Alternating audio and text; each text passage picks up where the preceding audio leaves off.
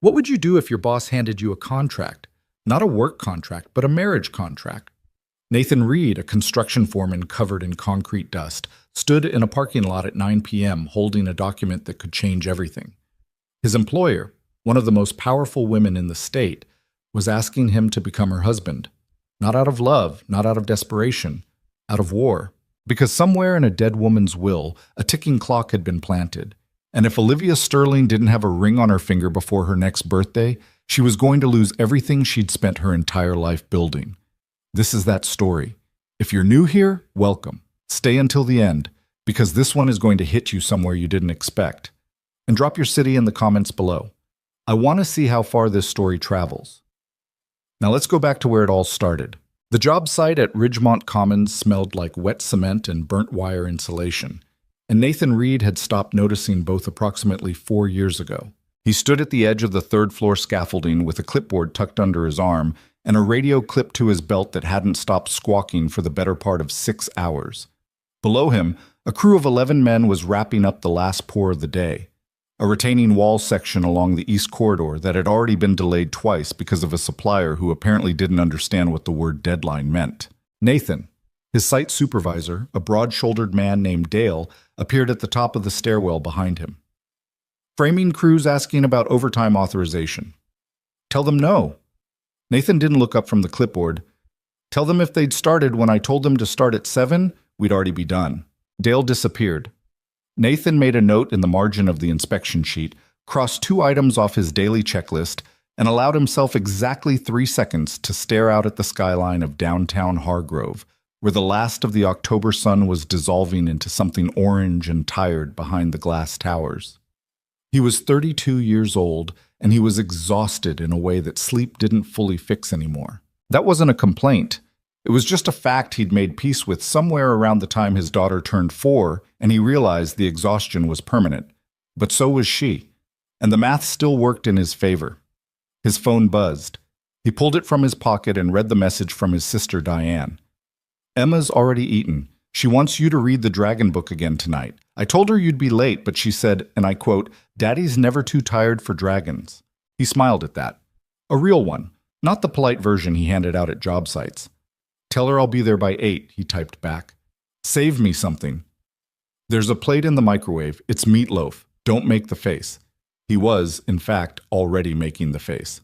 He put the phone away, grabbed his hard hat from the hook on the stairwell railing, and started down toward the ground floor. Around him, the site was beginning its end-of-day ritual.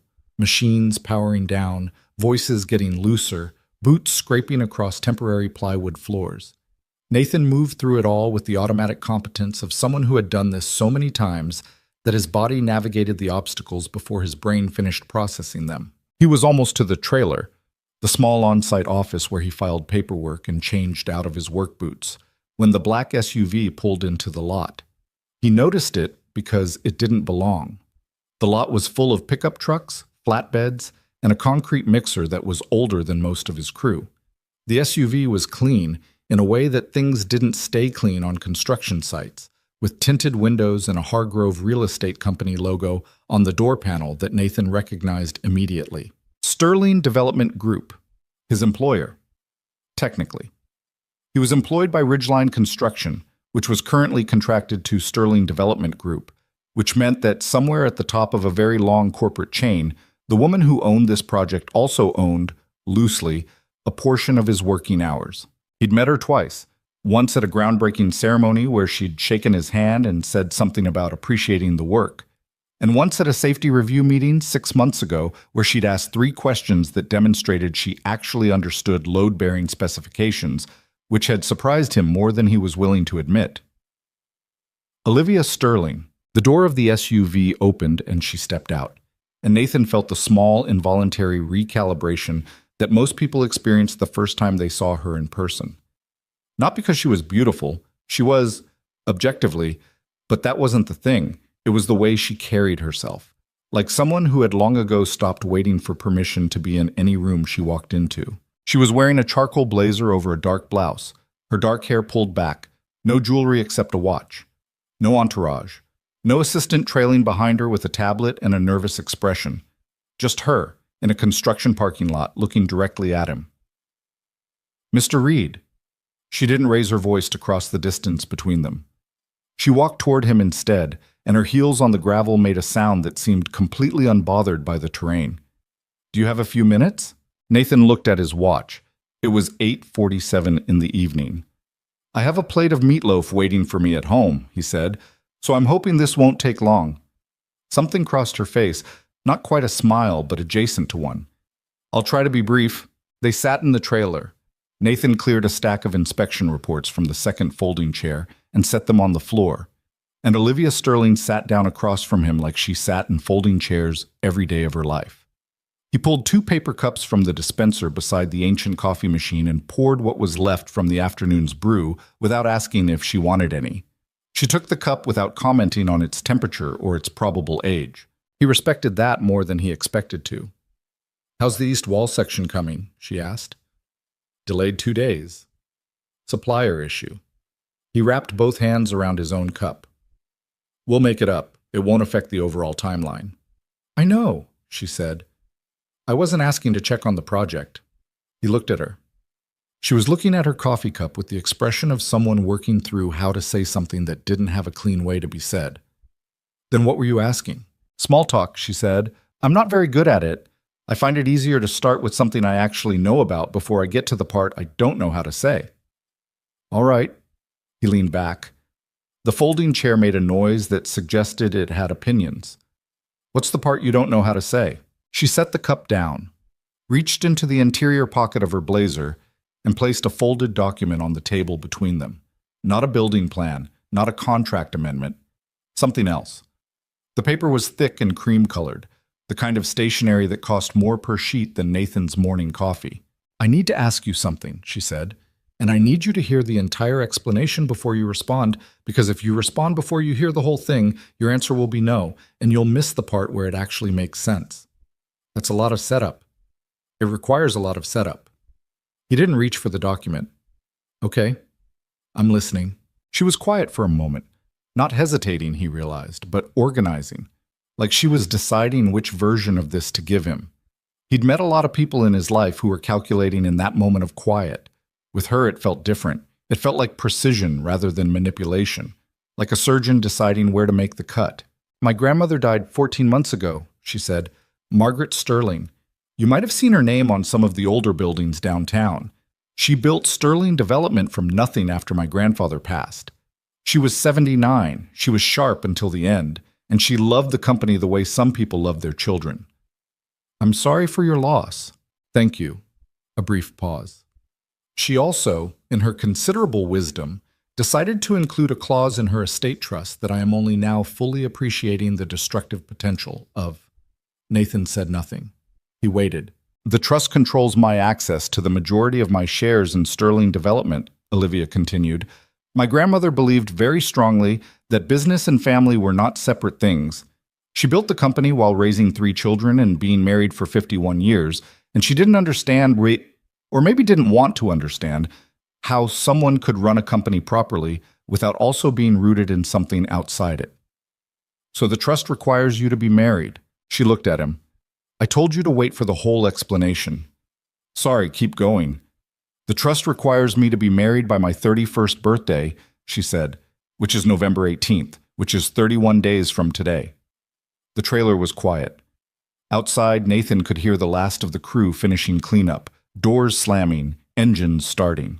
If I'm not married by that date, Olivia continued, control of my voting shares temporarily transfers to the trust's designated secondary beneficiary, while the estate goes through a 6-month administrative review.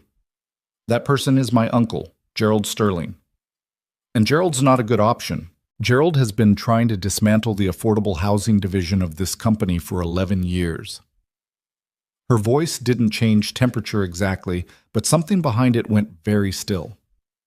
The Ridgemont Commons project, this project, exists because I have protected that division from his budget proposals every single year since I took over. If Gerald gains control, even temporarily, the first thing he will do is pull funding from every low-income development we have in progress.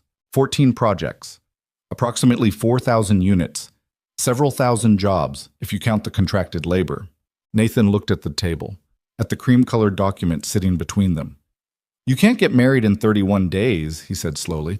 Not to someone you actually... No, she agreed. So you need a legal marriage, she said. Temporary. 1 year, which is the duration of the administrative review period. After that, the shares revert back to me unconditionally, and we can quietly divorce with no further obligations on either side. The trailer settled into a silence that was doing a lot of heavy lifting. Nathan picked up his coffee cup. It was cold. He drank it anyway. Why me? He finally said. It was a fair question, and Olivia had prepared for it, which meant she'd thought about the honest answer and decided it was less dangerous than a diplomatic one. Because I've had 3 months to think about who I could trust with this, she said, and your name kept appearing on the list and no one else's name was staying on it. I work construction. I don't have connections. I don't need connections. I need someone who won't use this situation against me. She looked at him directly. I've done my research, Mr. Reed. I know you've been offered kickbacks by suppliers twice in the last year and turned both of them down without reporting it to anyone because you didn't want the drama. I know you covered the medical copay for one of your crew members out of your own pocket when his insurance lapsed. I know you've had this job for 4 years. You've never been late on a deadline. And in 4 years of working with my contracted crews, I have never once received a complaint about you from a single worker on any of your sites. That's a lot of research. I'm a thorough person. He was quiet for a moment. Then, you're asking me to lie to the entire world for a year. I'm asking you to be legally married to me for a year. The feelings don't need to be real. The paperwork does. And my daughter? Something shifted in her expression. Not softening exactly, but a kind of careful stillness. She would live in my home. She'd have stability, resources, and I'd like to think a better than average chance of having her needs met. I would not interfere with your parenting. And when it ends, you walk away. With a financial settlement that would give you enough to buy a house outright, fund your daughter's education, and probably eliminate most of the stress that's currently making you look about 10 years older than you are. Nathan's mouth twitched despite himself. That's a little direct. I told you I'm not good at small talk. He stood up, walked to the window of the trailer and looked out at the parking lot. The last of the trucks were pulling out. The site was almost empty. The east wall section sat half-finished in the dark, concrete gleaming faintly under the floodlights, and he thought about what she'd said. 4,000 units, several thousand jobs. You said you trust me, he said without turning around. Why? You don't know me. I know your record. I know your reputation among your crew. I know you turned down a bribe that would have paid off 2 years of your daughter's daycare costs and you didn't tell anyone about it because you weren't doing it for credit. A pause. That's more than I know about most of the people I've known for years. He turned around. I need to think about it. Of course. I need a week. You have 3 days, she said without apology. After 3 days, I have to start exploring other options, and I'd rather not. He picked up the document from the table and held it without opening it. What's in here? The preliminary framework of the arrangement. Nothing binding, just an outline for the lawyers to work from once you decide. Or to discard, if you decide otherwise. She stood, straightened her blazer, picked up her untouched paper cup and set it beside the coffee machine. Thank you for the coffee. It was terrible. Yes, she agreed, but you offered it, and that was the part that mattered. She left. The trailer door swung shut behind her, and Nathan stood in the fluorescent quiet holding a cream-colored document and thinking about his daughter and 4,000 housing units, and a woman who had done her research and made her case and was now, apparently, waiting for an answer. He looked down at the paper in his hands. Then he thought about the meatloaf getting cold. He turned off the lights, locked the trailer, and drove home. Emma was asleep by the time he got there.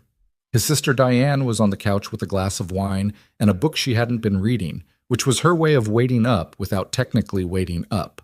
She looked at him over the rim of her reading glasses when he came through the door, took in his expression, and put the book down. Long day. Yeah. Meatloaf's in the microwave. I know. He sat down on the couch beside her and didn't take his coat off. He was still holding the document. Diane looked at it. What's that? Something I need to think about. Does it involve a crime? No. Does it involve a woman? He looked at her. She looked back at him with the particular expression of an older sister who has been reading people for 37 years and has gotten very good at it. It involves my boss, he said.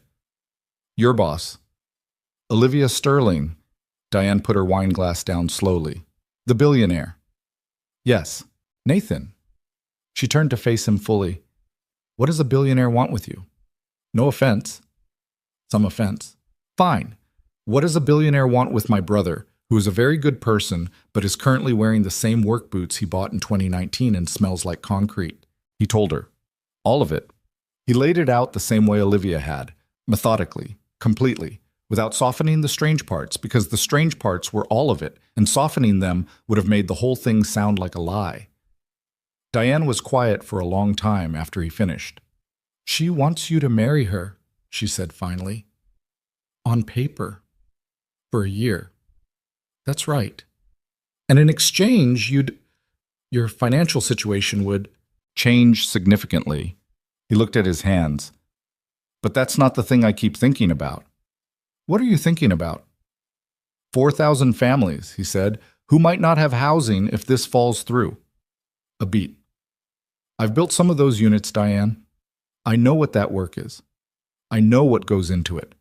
The idea that someone could just pull the plug on all of it because of a bureaucratic clause in some dead woman's will.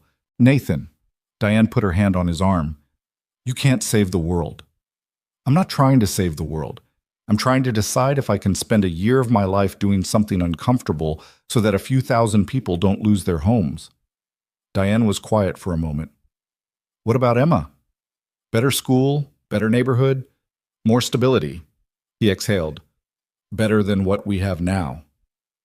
You have a good life. I have a fine life, he said. There's a difference. Another silence. The refrigerator hummed in the kitchen. Somewhere upstairs, Emma made a small sound in her sleep, the kind of half-word noise she'd made since she was an infant, like she was narrating her dreams to an audience only she could see. Is she? Olivia Sterling? Is she trustworthy? Diane asked. In your gut.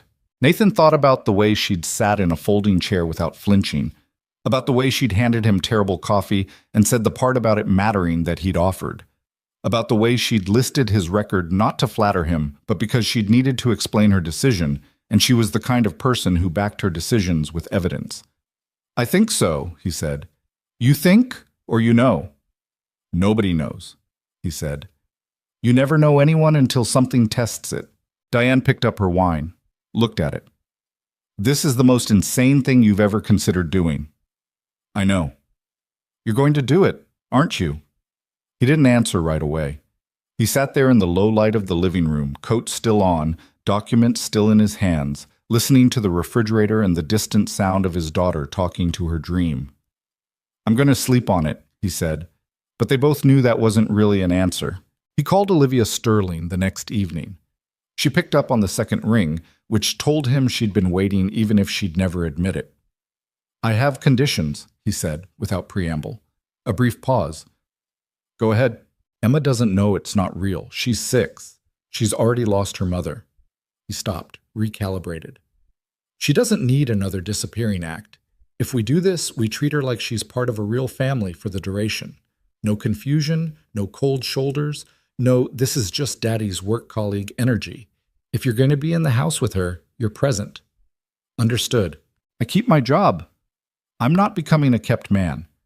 I'll attend whatever events you need me to attend. I'll do whatever the public-facing obligations are, but I work my schedule. That's fine. It actually helps the optics.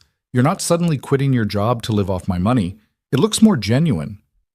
Second, the settlement money, the financial arrangement, gets put in trust for Emma's education first. Whatever I keep for myself is secondary. She was quiet for a moment. That's not what most people would prioritize. I'm not most people. You said so yourself. Fair point. Agreed. And last. He took a breath. If at any point this stops being manageable, if you're using me, if the story changes, if I find out any part of what you told me was a lie, I walk. No penalty clauses, no legal repercussions, clean exit. Also agreed. A pause.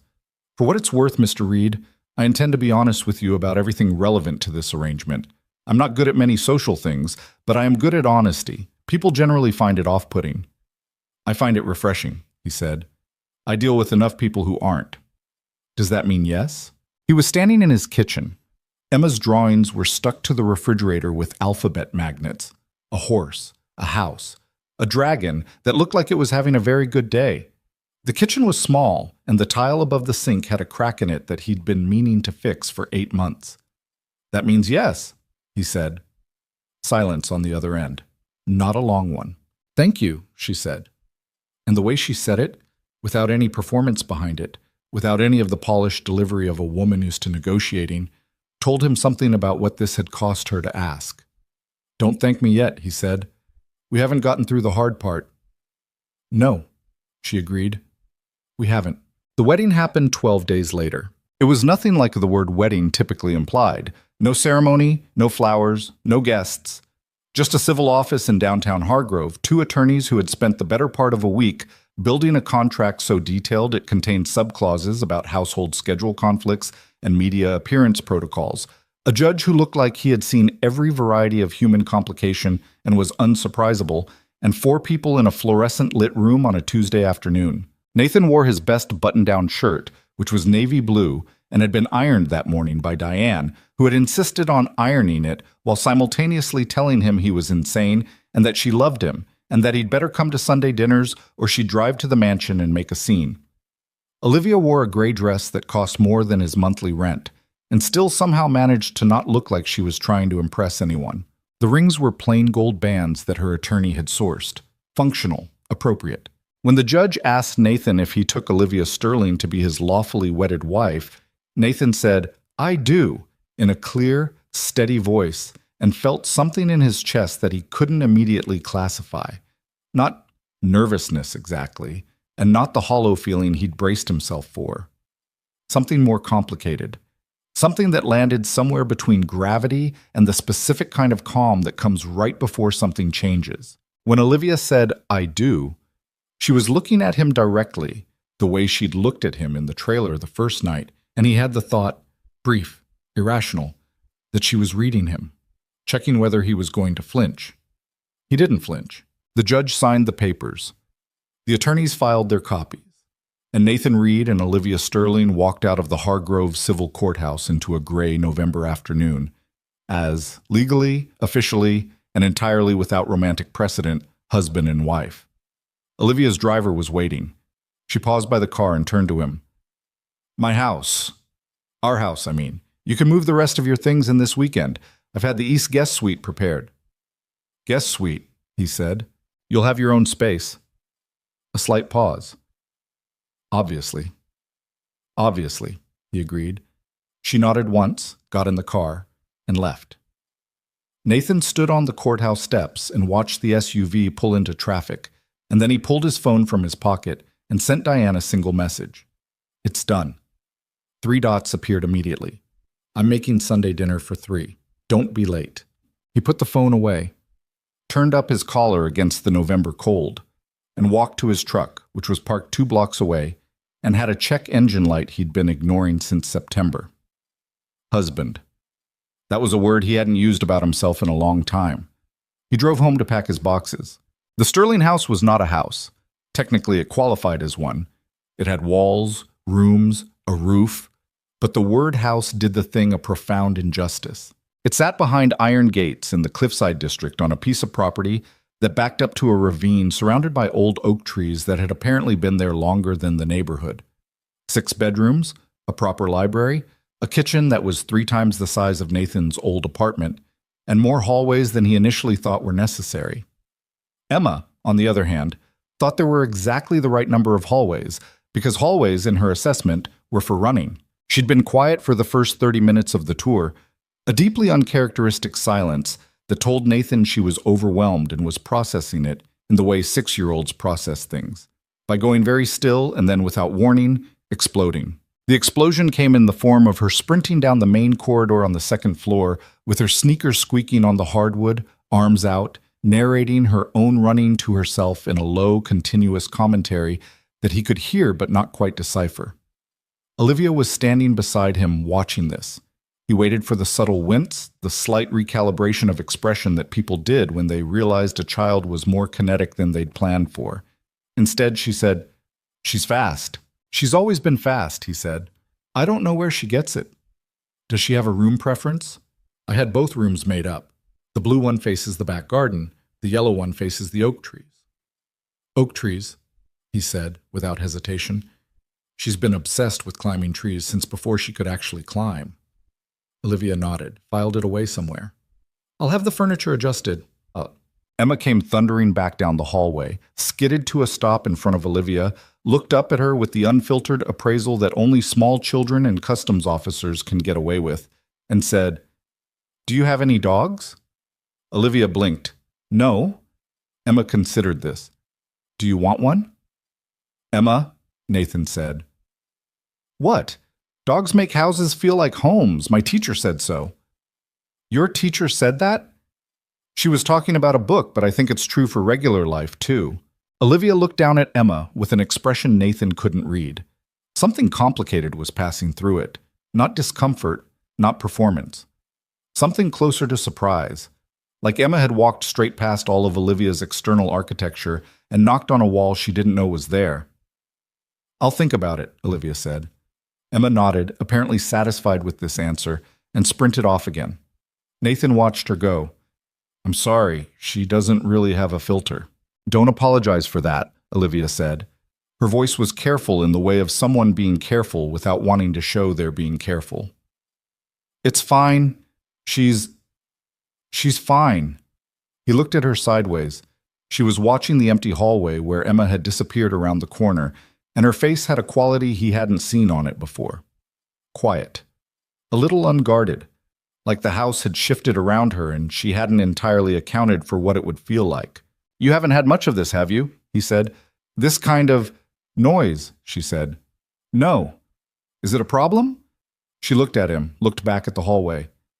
"No," she said. "It's not a problem." And he believed her. The first week was mostly logistics. They settled into a rhythm that was fundamentally practical. Nathan left for the site at 6:30.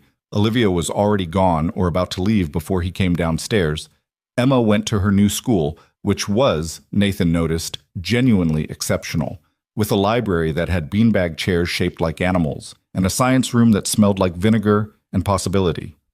In the evenings, they ate dinner in the large kitchen, not in the dining room, which Nathan found aggressively formal, and the conversation was mostly Emma's. Emma, as it turned out, was extraordinarily good at filling silence. She talked about her new classroom, about a girl named Priya who had let Emma borrow her sparkle pencil, about a book she was reading that had a dragon in it who was also a librarian, which she found both believable and aspirational.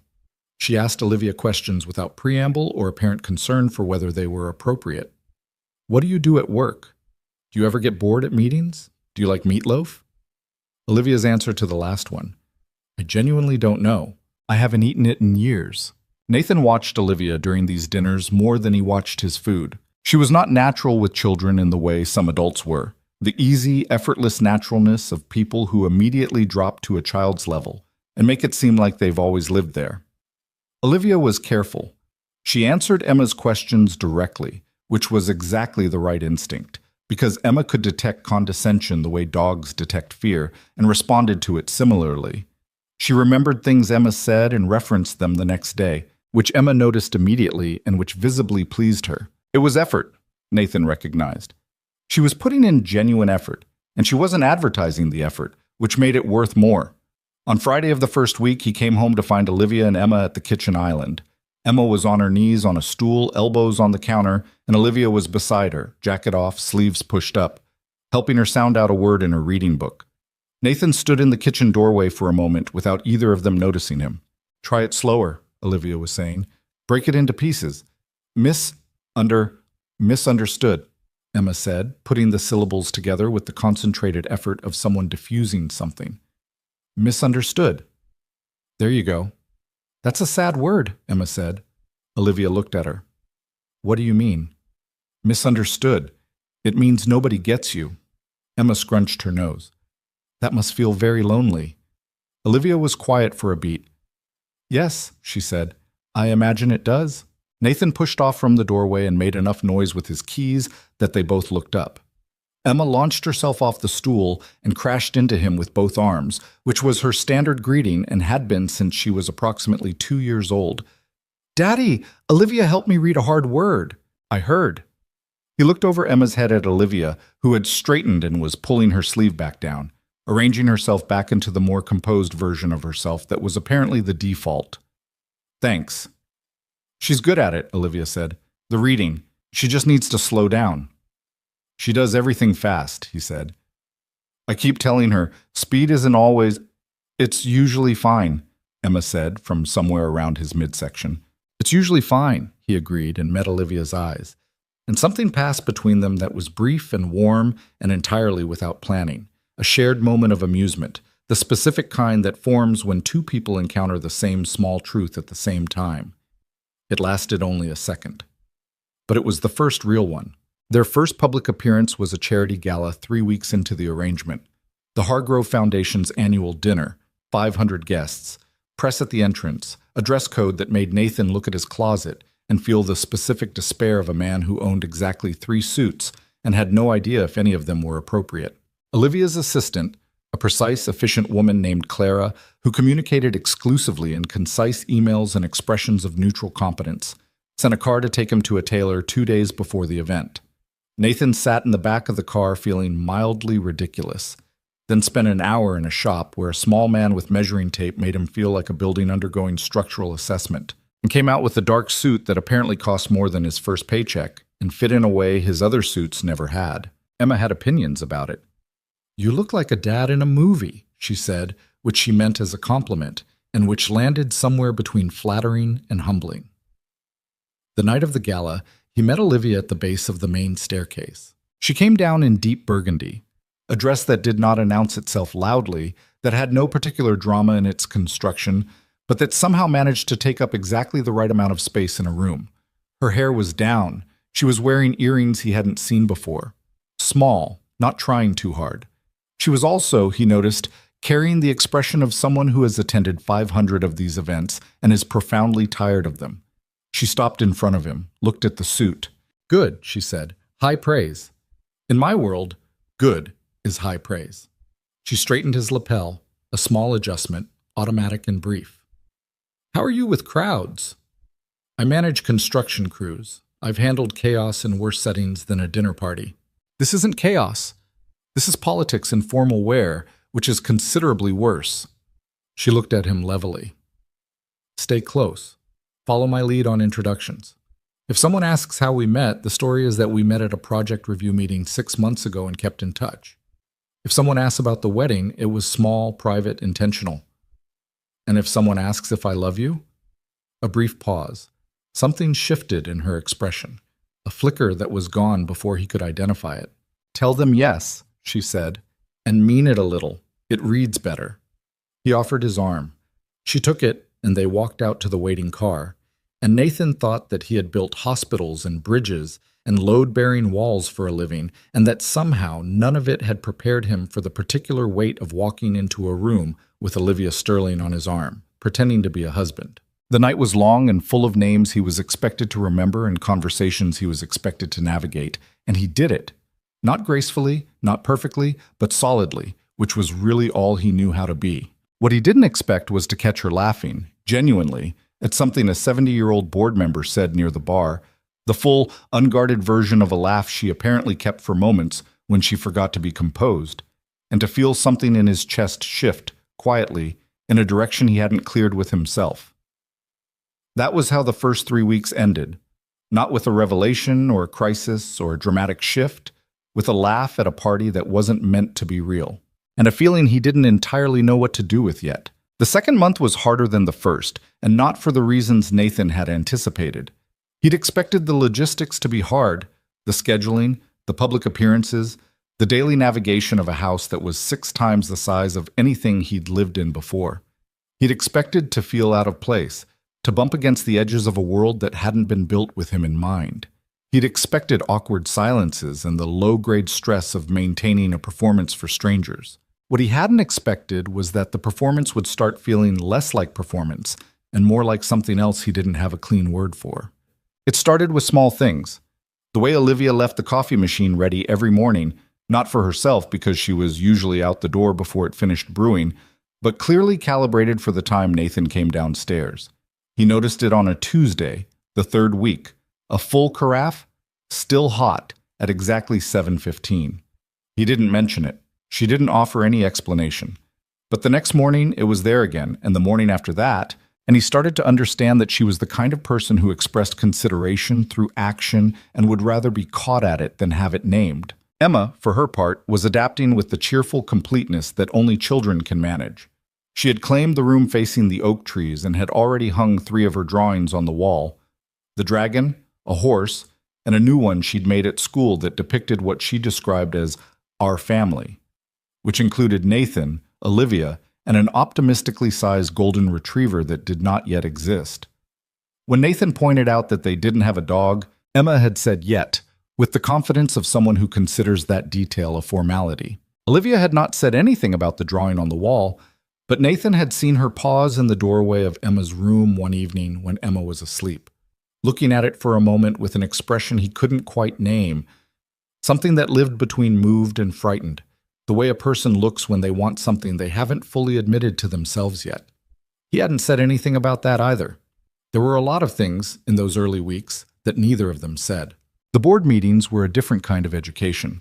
Olivia had briefed him before the first one, told him he wouldn't need to speak, just be present, that his presence confirmed the marriage, and the marriage confirmed her stability, that the board responded to optics the way markets responded to signals.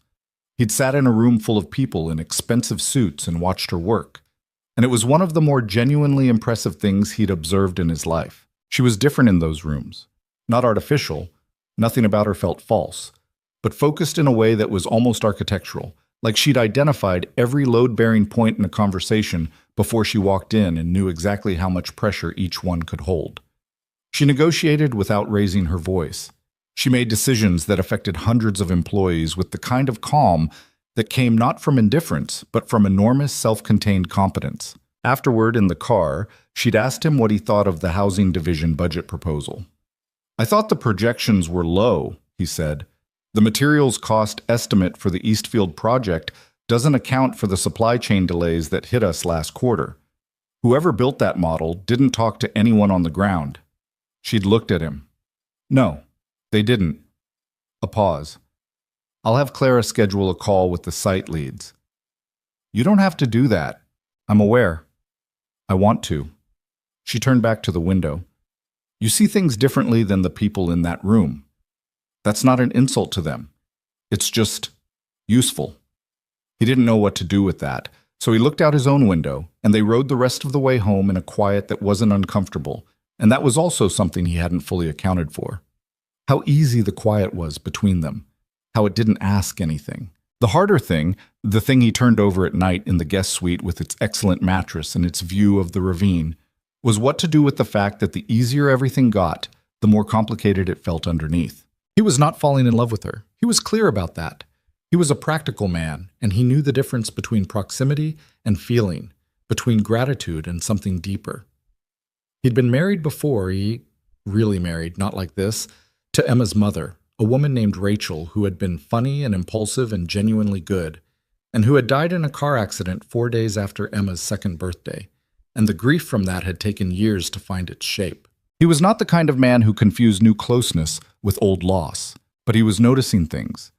He was noticing the particular way she carried tiredness, not in her posture but in her eyes, a kind of flatness that appeared late in the evenings when the day had asked too much of her and she was conserving. He was noticing that she ate lunch at her desk every day because she didn't know how to stop moving long enough to sit down for a meal without it feeling like lost time. He was noticing that she laughed rarely, but genuinely, and that the sound of it seemed to surprise her slightly, like a muscle she'd forgotten she had. He noticed, and he filed it, and he told himself that noticing wasn't the same as anything else. He was moderately convincing. The trouble was that Olivia was also apparently noticing things. He caught her watching him with Emma sometimes, not in an intrusive way, but observational, like she was trying to understand how it worked, the specific grammar of how a parent moved through a child's world. One evening, he'd been helping Emma with a jigsaw puzzle on the living room floor, one of those impossible ones with 500 pieces, all the same shade of blue, and he'd looked up to find Olivia in the doorway, leaning against the frame with a glass of water, watching. "You can join us," he said. "I'm not good at puzzles." Nobody's good at puzzles. That's the whole point. She'd hesitated for just a moment, long enough that he thought she was going to decline, and then she'd sat down on the floor. Not gracefully, because floor sitting in work clothes is never graceful. She'd tucked her legs to one side and picked up a blue piece and turned it slowly in her hands, and Emma had immediately handed her 3 more and explained the system she'd developed for sorting by edge texture, and Olivia had listened with the full, undivided attention she brought to board meetings, and Nathan had looked away before his face did something he'd have to explain. They stayed on the floor for an hour. They didn't finish the puzzle. Emma fell asleep on the couch halfway through, one arm dangling toward the floor, and Nathan had carried her up to the oak tree room while Olivia stayed downstairs. When he came back, she was still there, sitting in the middle of a sea of blue puzzle pieces, looking at nothing in particular. "She trusts very easily," Olivia said, without looking up. "She does," he agreed. He sat back down across from her, because leaving felt wrong. "It worries me sometimes." "It should, and it shouldn't." She picked up a puzzle piece, set it down in a slightly wrong spot. The capacity for trust is one of the rarest things a person can hold on to. Most people lose it by adulthood. "Did you?" A long pause. "I don't know," she said. "I think I learned to root around it, to get things done without needing to trust, because trusting people was slow and expensive." She paused again. "That sounds worse out loud than it does in my head." "It sounds honest," he said. "It sounds like an admission that I've been alone for a very long time and convinced myself it was a choice." The room was quiet. Nathan looked at her.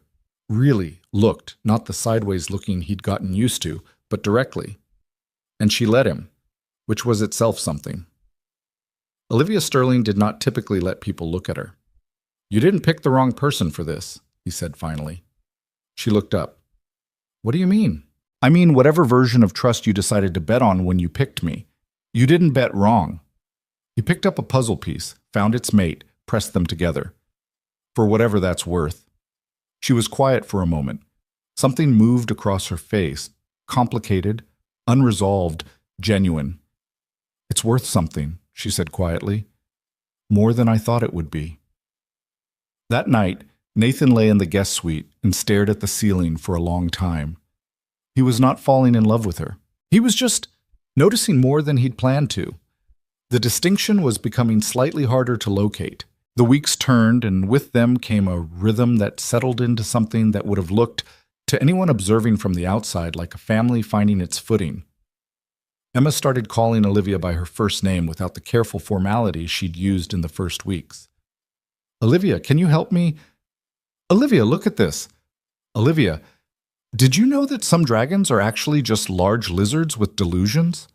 Olivia always answered. Always stopped whatever she was doing long enough to look at what Emma wanted her to look at, to engage with whatever Emma was presenting to the world. Nathan watched this happening and understood that it was both wonderful and complicated, because the contract had an end date, and his daughter did not understand that, and that was a problem he'd created knowingly and was going to have to solve eventually, and the solution was going to require an honesty he didn't fully have a script for yet. But that was future Nathan's problem. Present Nathan was learning to live inside the shape of something he hadn't built from scratch, and finding it fit in ways that unsettled him. The first real argument they had happened on a Wednesday in early December, and it was about nothing, which meant it was about everything. Nathan came home from the site at 6:30 to find the kitchen empty and the housekeeper, a quiet, efficient woman named Mrs. Paris, who managed the house with the invisible competence of someone who understood that her real job was to be unobtrusive. Informing him that Emma had a temperature and was upstairs, and that Miss Sterling had been on a call for the past 3 hours and hadn't been told. He took the stairs 2 at a time. Emma was in her bed, flushed and unhappy, clutching her stuffed elephant with the aggrieved expression of a child whose body has betrayed her social calendar. He took her temperature at 101.3, which was unpleasant but not alarming, found the children's fever reducer in the bathroom cabinet, got water and crackers, and sat on the edge of her bed while she dozed off. By the time he came downstairs, Olivia had emerged from her office. She was still in work mode, that particular frequency she ran on when she'd been on calls, slightly wired, slightly somewhere else, and she looked at him and immediately read something in his expression. What happened? Emma has a fever. He kept his voice level. She's okay. She's sleeping. But nobody told you. A slight shift in Olivia's posture. I was on calls. Mrs. Paris knows not to. I know she knows not to interrupt your calls, he said. That's fine for most things. But if my daughter is sick, I want you to know. Not because you're her mother. Not because of the arrangement. But because you're in this house and I'd like us to be... He stopped. Looked for the right word. I'd like us to be communicating about the things that matter. Olivia looked at him steadily. There was something in her face that was neither defensive nor apologetic, something more complicated, like she was recalibrating. You're right, she said. He'd been prepared for pushback. The lack of it left him a step behind. No, you're right. Clearly, without qualification. I have a habit of structuring my life so that the important things wait until I have space for them, and that's a system that works when I'm living alone. It doesn't work here. A short pause. I should have had Mrs. Paris interrupt the call. I should have checked in. I'm sorry. Nathan looked at her. In his experience, people who said I'm sorry quickly usually didn't mean it and were trying to end the conversation. Olivia said it like she meant it and was continuing the conversation. Okay, he said. How is she? Really?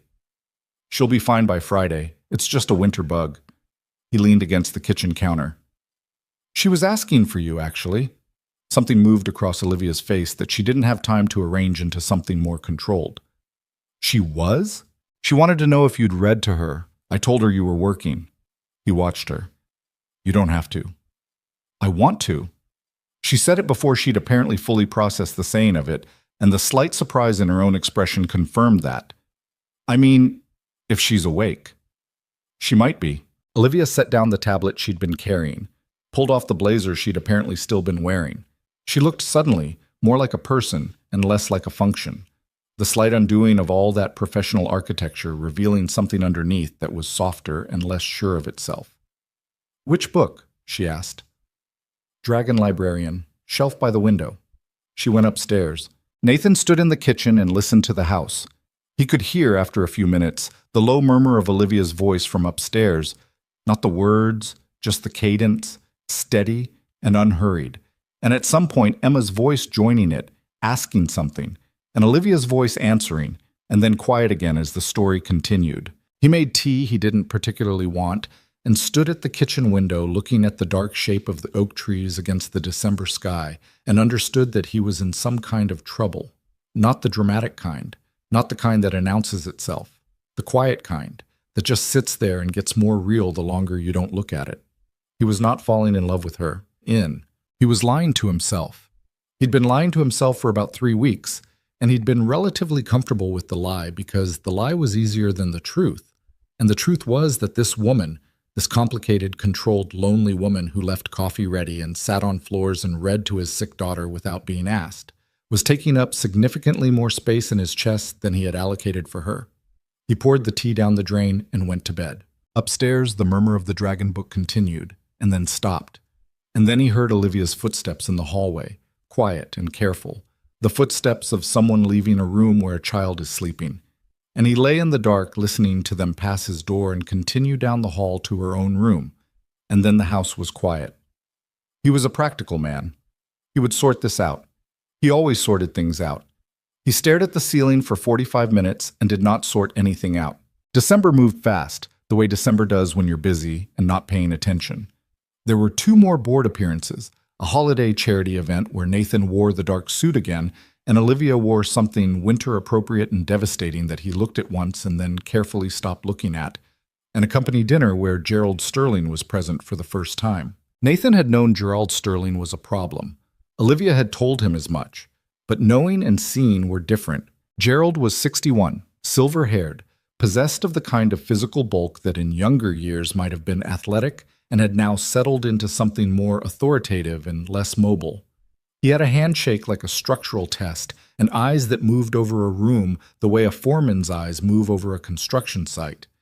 evaluating, cataloging, making quiet assessments about which pieces were load-bearing and which could be removed. When he was introduced to Nathan, he smiled with all his teeth. "Nathan Reed," he said the name like he was trying it on for size. "I've heard so much about you."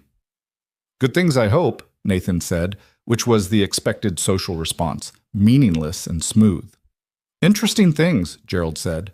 "My niece keeps interesting company." He glanced at Olivia, who was standing beside Nathan, and the glance had nothing warm in it. "She always has." "Gerald." Olivia's voice was perfectly measured, neutral in the way of someone who has spent years making neutrality a weapon. "I didn't realize you'd be here tonight." "I'm a board member, sweetheart. I go where the board goes." He smiled again. "Your husband seems like a solid man." "What is it you do, Nathan?" "Construction management." Gerald nodded slowly, and the carried more information than the nod. "Well, that's something, isn't it?" It was the kind of dismissal that was designed to be impossible to address directly. Too light on the surface, too loaded underneath. Nathan had spent his career dealing with a version of this from every direction, and he recognized it the way he recognized a hairline crack in a concrete wall, invisible to the casual eye, load-bearing in its implications. "It's a living," Nathan said pleasantly. "Keeps me honest." Gerald's eyes moved to him with new attention. He'd expected something more defensive, Nathan guessed, something he could grip. "I'm sure it does," Gerald said, and the smile this time was different, sharper, the smile of a man recalibrating. Later, in the car, Olivia was quiet for the first 10 minutes. Then she said, without preamble, "He's already suspicious." "I know. He was watching us all evening." "I know that too." Nathan looked out the window. "He's not watching because he thinks we're fraudulent. He's watching because he doesn't understand us. We don't fit the pattern of what he expected." "What did he expect?" "Either a trophy husband who follows your lead completely and looks decorative, or a man who's obviously in over his head. I'm neither. That bothers him." He paused. "He'll start digging." Olivia was quiet for a moment. "He has resources, investigators. He's used them before. Then he'll find what we've given him to find. The marriage is legal, the paperwork is airtight, the timeline is plausible." He turned to look at her. "Is there anything in the original arrangement, any document, any communication, that could be read as transactional?" She thought about it, honestly, which he appreciated. "The initial framework document I gave you at the site, there's a version of it on my personal server. Encrypted? Heavily, but not unbreakable if someone is determined and well-funded." "All right," he said. He thought about it for a moment. "We don't change anything. We don't run. If he finds that document, we deal with it when it happens. The best defense we have is that everything in our daily life looks like a real marriage. Because it..." He stopped. "Because it increasingly is," he did not say. "Because our story is consistent," he finished instead. "That's the most important thing." Olivia was looking at him. He could feel it without turning. "You're good at this," she said. "I'm good at assessing what might fall apart and reinforcing the weak points before it does. It's the same skill, different application." She made a small sound that might have been a laugh. "You make marriage sound like structural engineering." "All relationships are structural engineering," he said. "You build something. You figure out where the stress points are. You reinforce them, or they fail." "And ours?" He thought about the coffee machine and the floor puzzle, and the way she'd said, "I'm sorry," like she meant it, and the sound of her voice reading a dragon book to his sick daughter in the dark. "Ours has better bones than I expected," he said. She didn't respond to that. But when he glanced over, she was looking out her window at the passing city, and the expression on her face was one he'd started to recognize, the quiet, slightly unguarded one, the one that meant she was feeling something she hadn't scheduled. The Christmas holiday arrived with the particular chaos of a 6-year-old who had been asking pointed questions about gift logistics since October. Emma had presented Nathan with a handwritten list in early December that included, in addition to several books and a specific type of art set, a dog, listed third and underlined twice. Nathan had found this on the kitchen counter one morning and looked at it for a long moment. When he turned around, Olivia was reading it over his shoulder. "She's persistent," Olivia said. "She's her mother's daughter," he said, and immediately regretted it. Not because it wasn't true, but because it was the kind of true thing that opened a door he hadn't meant to open in front of Olivia. But Olivia only said quietly, "She must have been remarkable." "She was," Nathan said. Just that. Just those two words. And Olivia didn't push, didn't try to fill the space or round the moment off into something easier, and that somehow was the most considerate thing she could have done. They spent Christmas Eve in the house with Diane, who arrived with a casserole and the particular sharpness of an older sister who had been briefed on the arrangement but was now operating with her own eyes and drawing her own conclusions.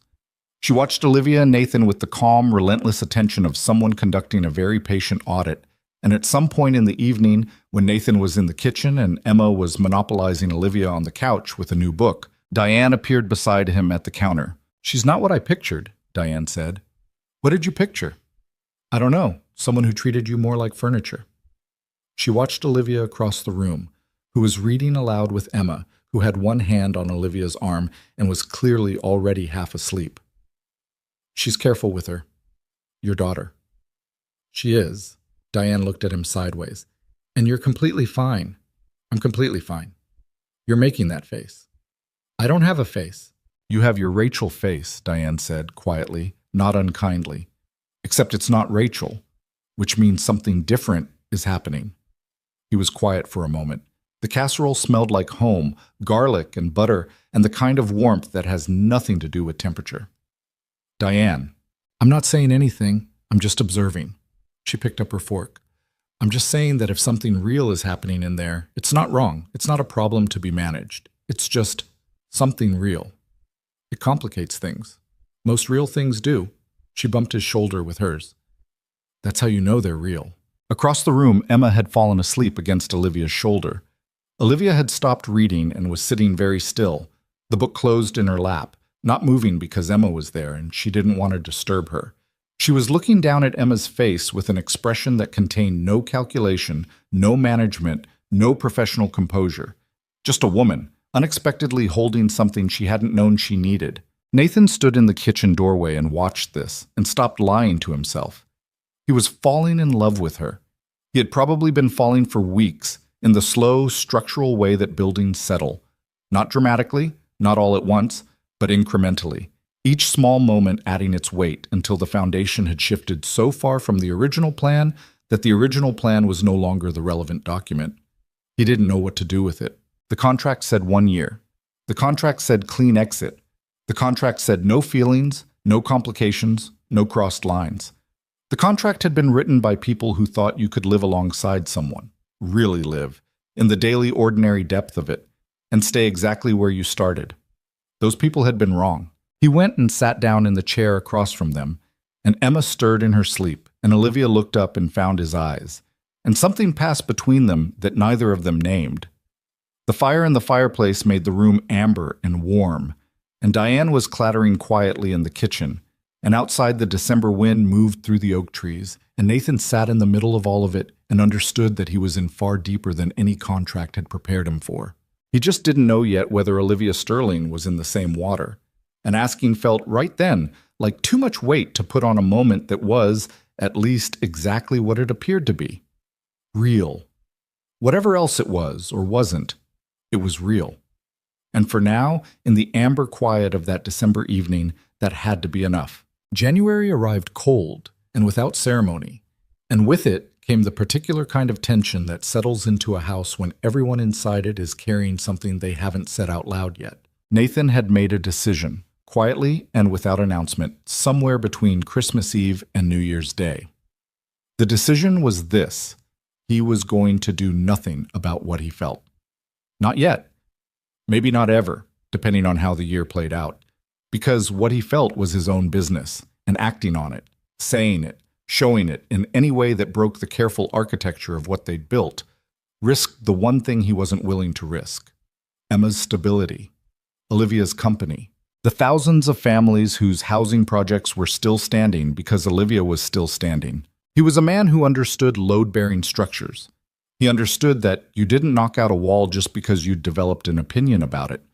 So he carried it, quietly, the way he'd carried most hard things in his life, not by pretending they weren't there, but by refusing to let them steer. Olivia, for her part, seemed to have made a similar decision, though he couldn't be certain.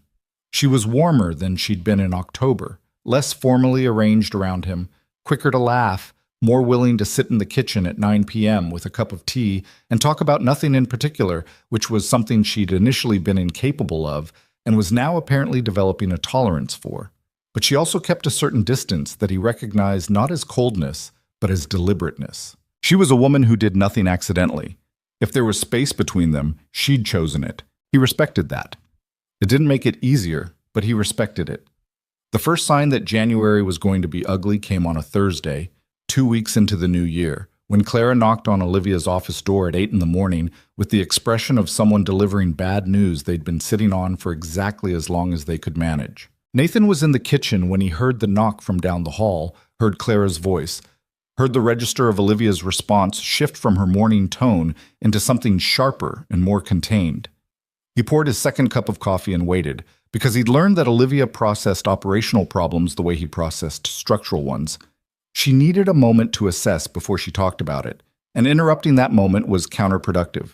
She appeared in the kitchen doorway 6 minutes later. She was already fully composed, which meant whatever it was had been significant enough to require it. Gerald's retained a private investigation firm, she said. Apparently he started in December.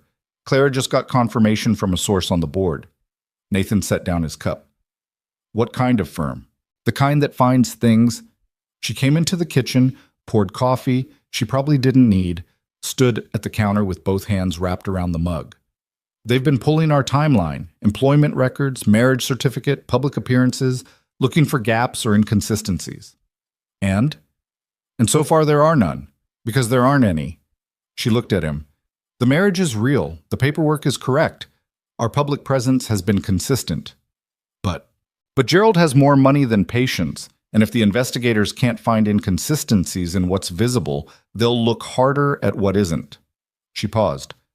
The document on my private server.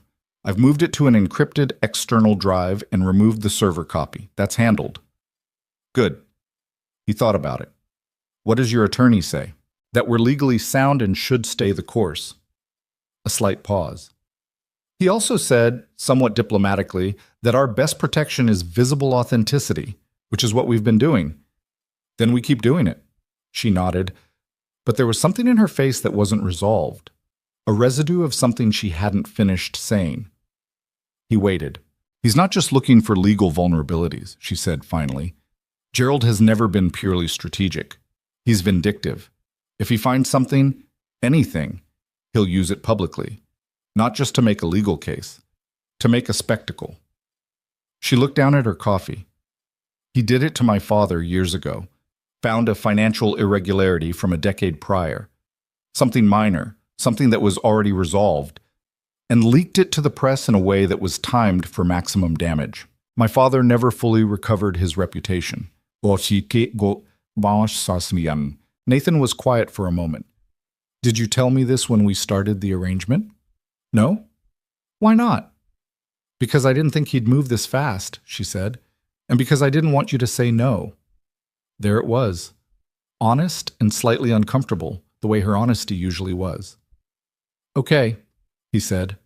She looked at him. Okay? He's vindictive and he moves fast and we adjust for that. I'm not going anywhere because the problem is bigger than I was told. That's not how I work. He picked up his coffee. But don't do that again. Don't manage what I know to manage what I decide. Tell me everything. She held his gaze for a moment. Something in it was very direct. The look of a woman who had spent most of her professional life in rooms where information was currency and giving it away was a vulnerability, being asked to simply hand it over on the basis of trust. Everything, she said. Yes. All right. Good. He rinsed his cup in the sink. I have to be at the site by 7. We'll talk more tonight.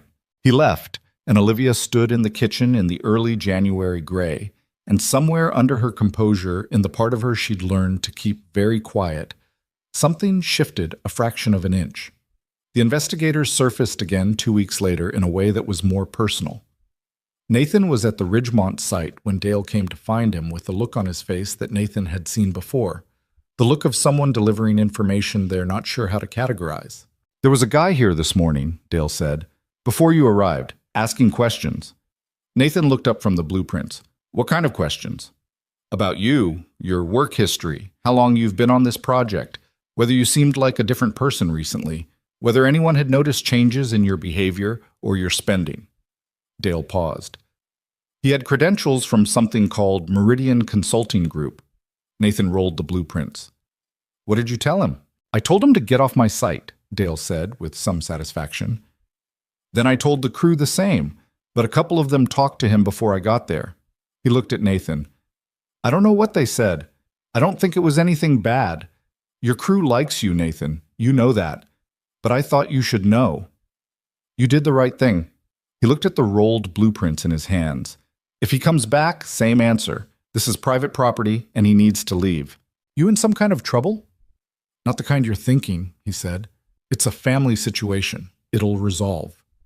Dale looked at him for a moment with the specific skepticism of a man who has worked construction for 20 years and knows the difference between it'll resolve and I hope it resolves. All right, Dale said.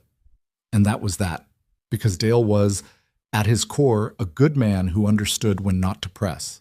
Nathan drove home that evening with his jaw tighter than usual, and when he walked into the house, Olivia was in the study with her attorney, a lean, precise man named Warren Cole, and they both looked up with the shared expression of people who had been waiting. They've been to my site, Nathan said, before either of them could speak. Warren Cole opened his folder. Meridian Consulting Group. Gerald retained them November 28th. They specialize in due diligence for corporate disputes, also, colloquially, in finding pressure points, and he looked at Nathan directly.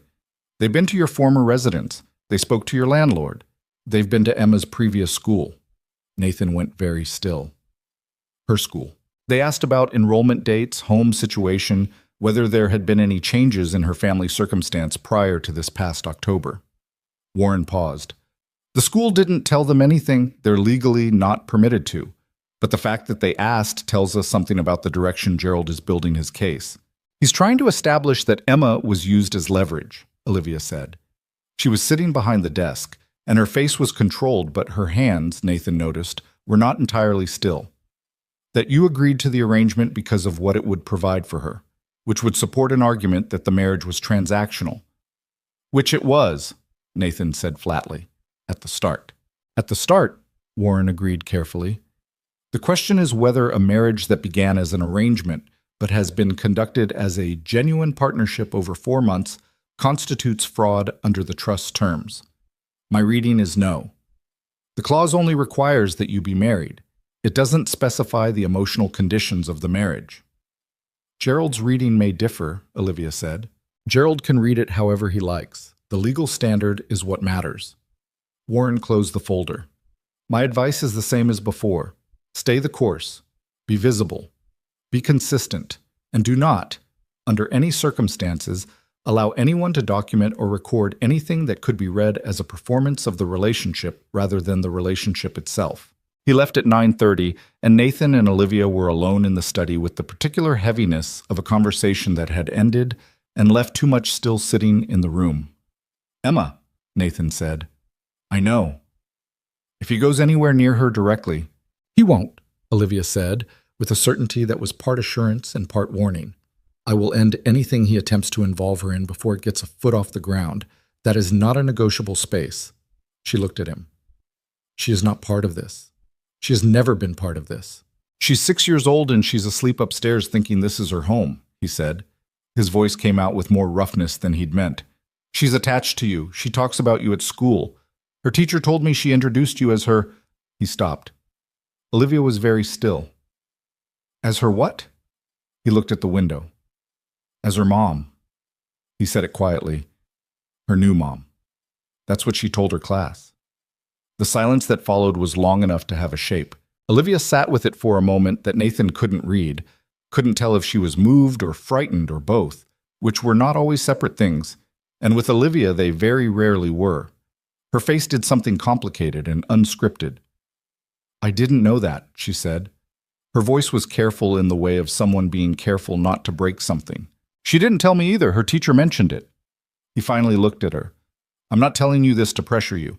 I'm telling you because you told me to tell you everything.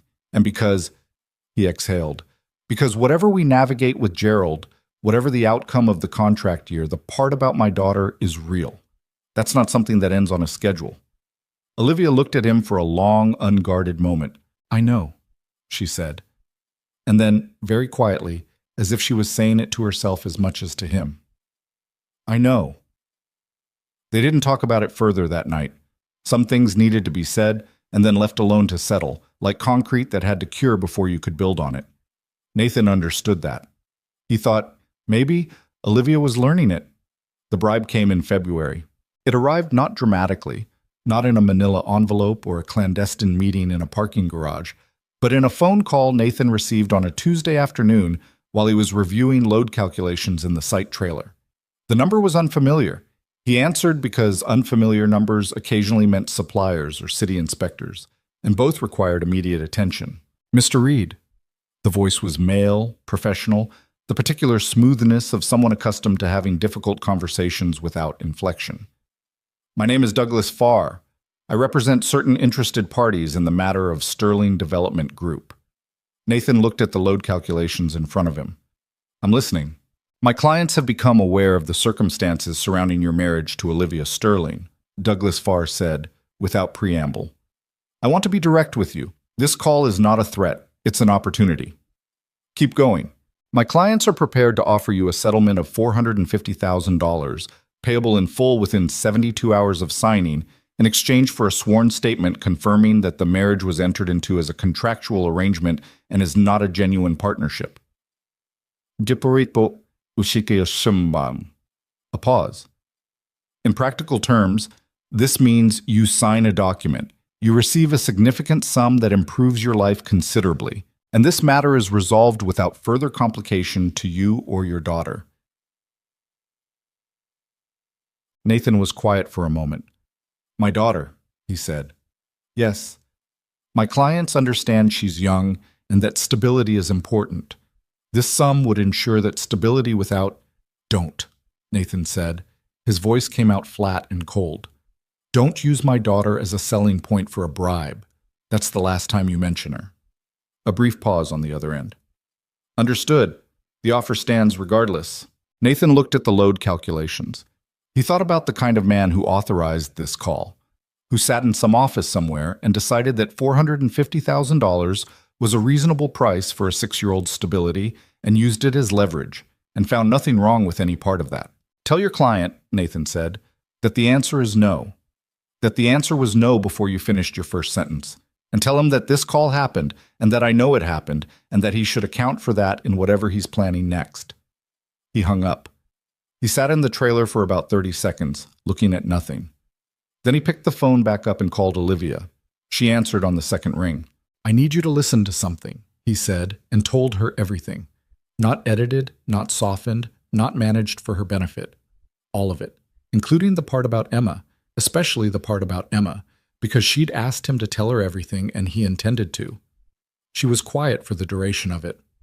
When he finished, the silence stretched for long enough that he checked the call was still connected. 450,000, she said finally. Her voice was very even. Yes. That's more than I estimated he'd offer. Another pause. He must be more concerned about the timeline than I thought. Olivia. He waited until he was sure she was listening. I turned it down. I want to be clear about that in case you have any... I know you turned it down, she said. You called me 30 seconds after it ended.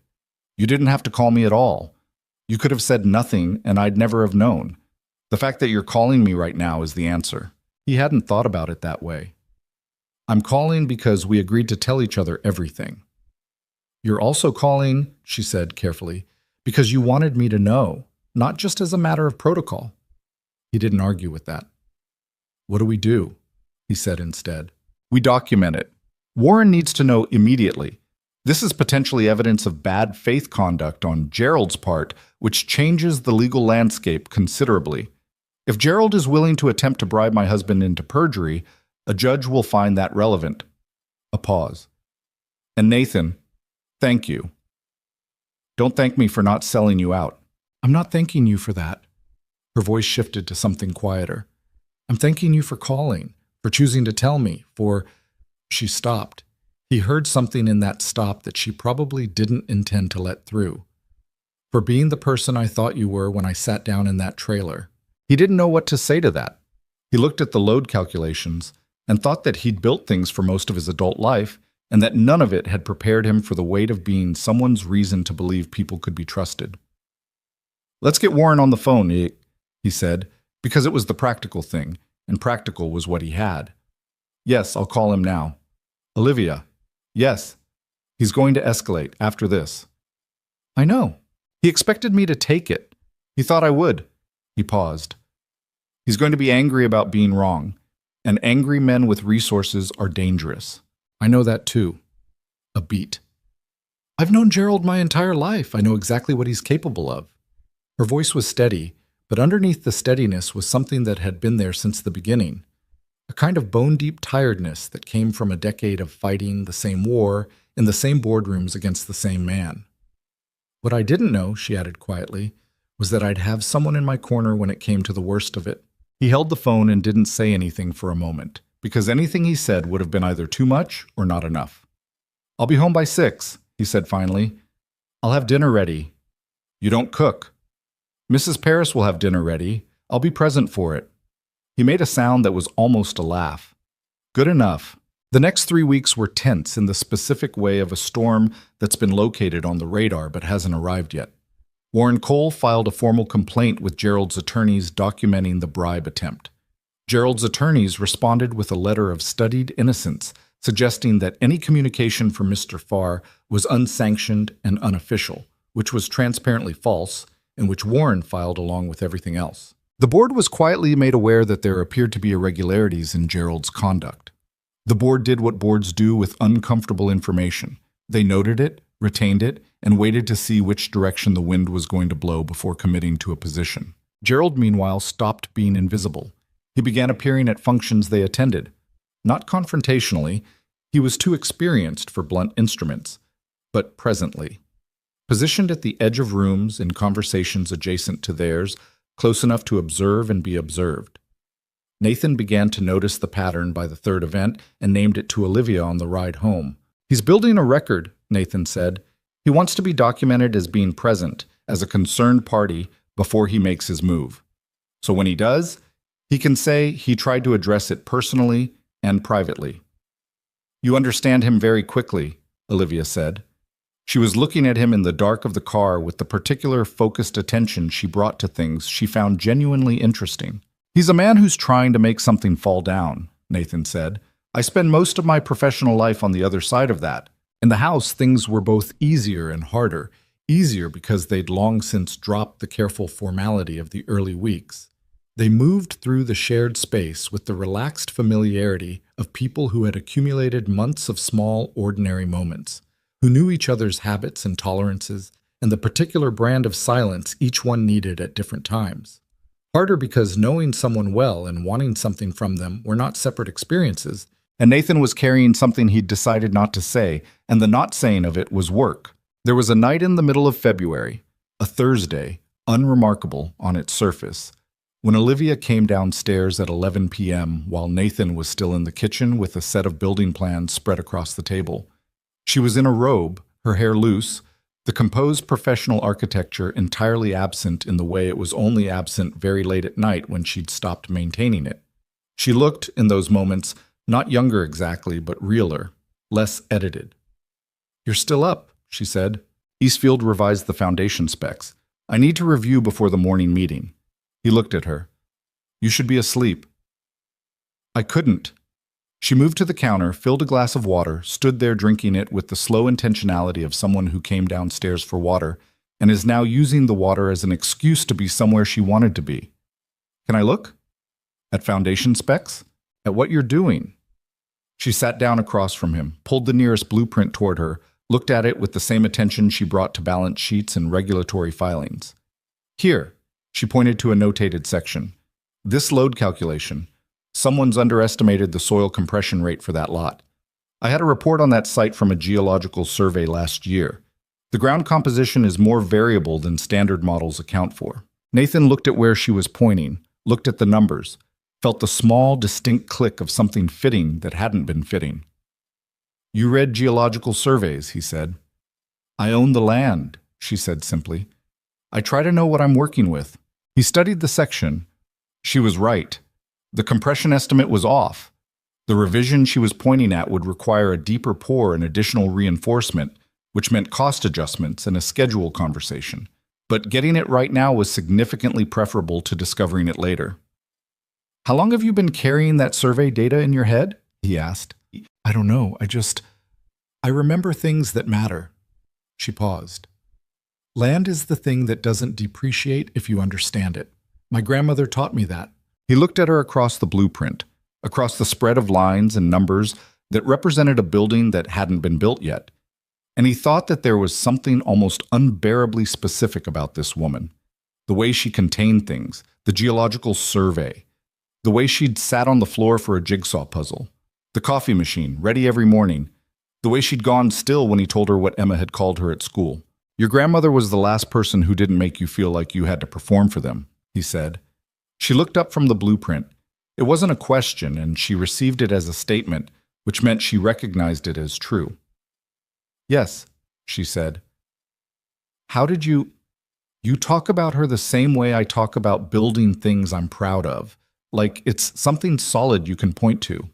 He smoothed the edge of the blueprint. "Who else did you have?"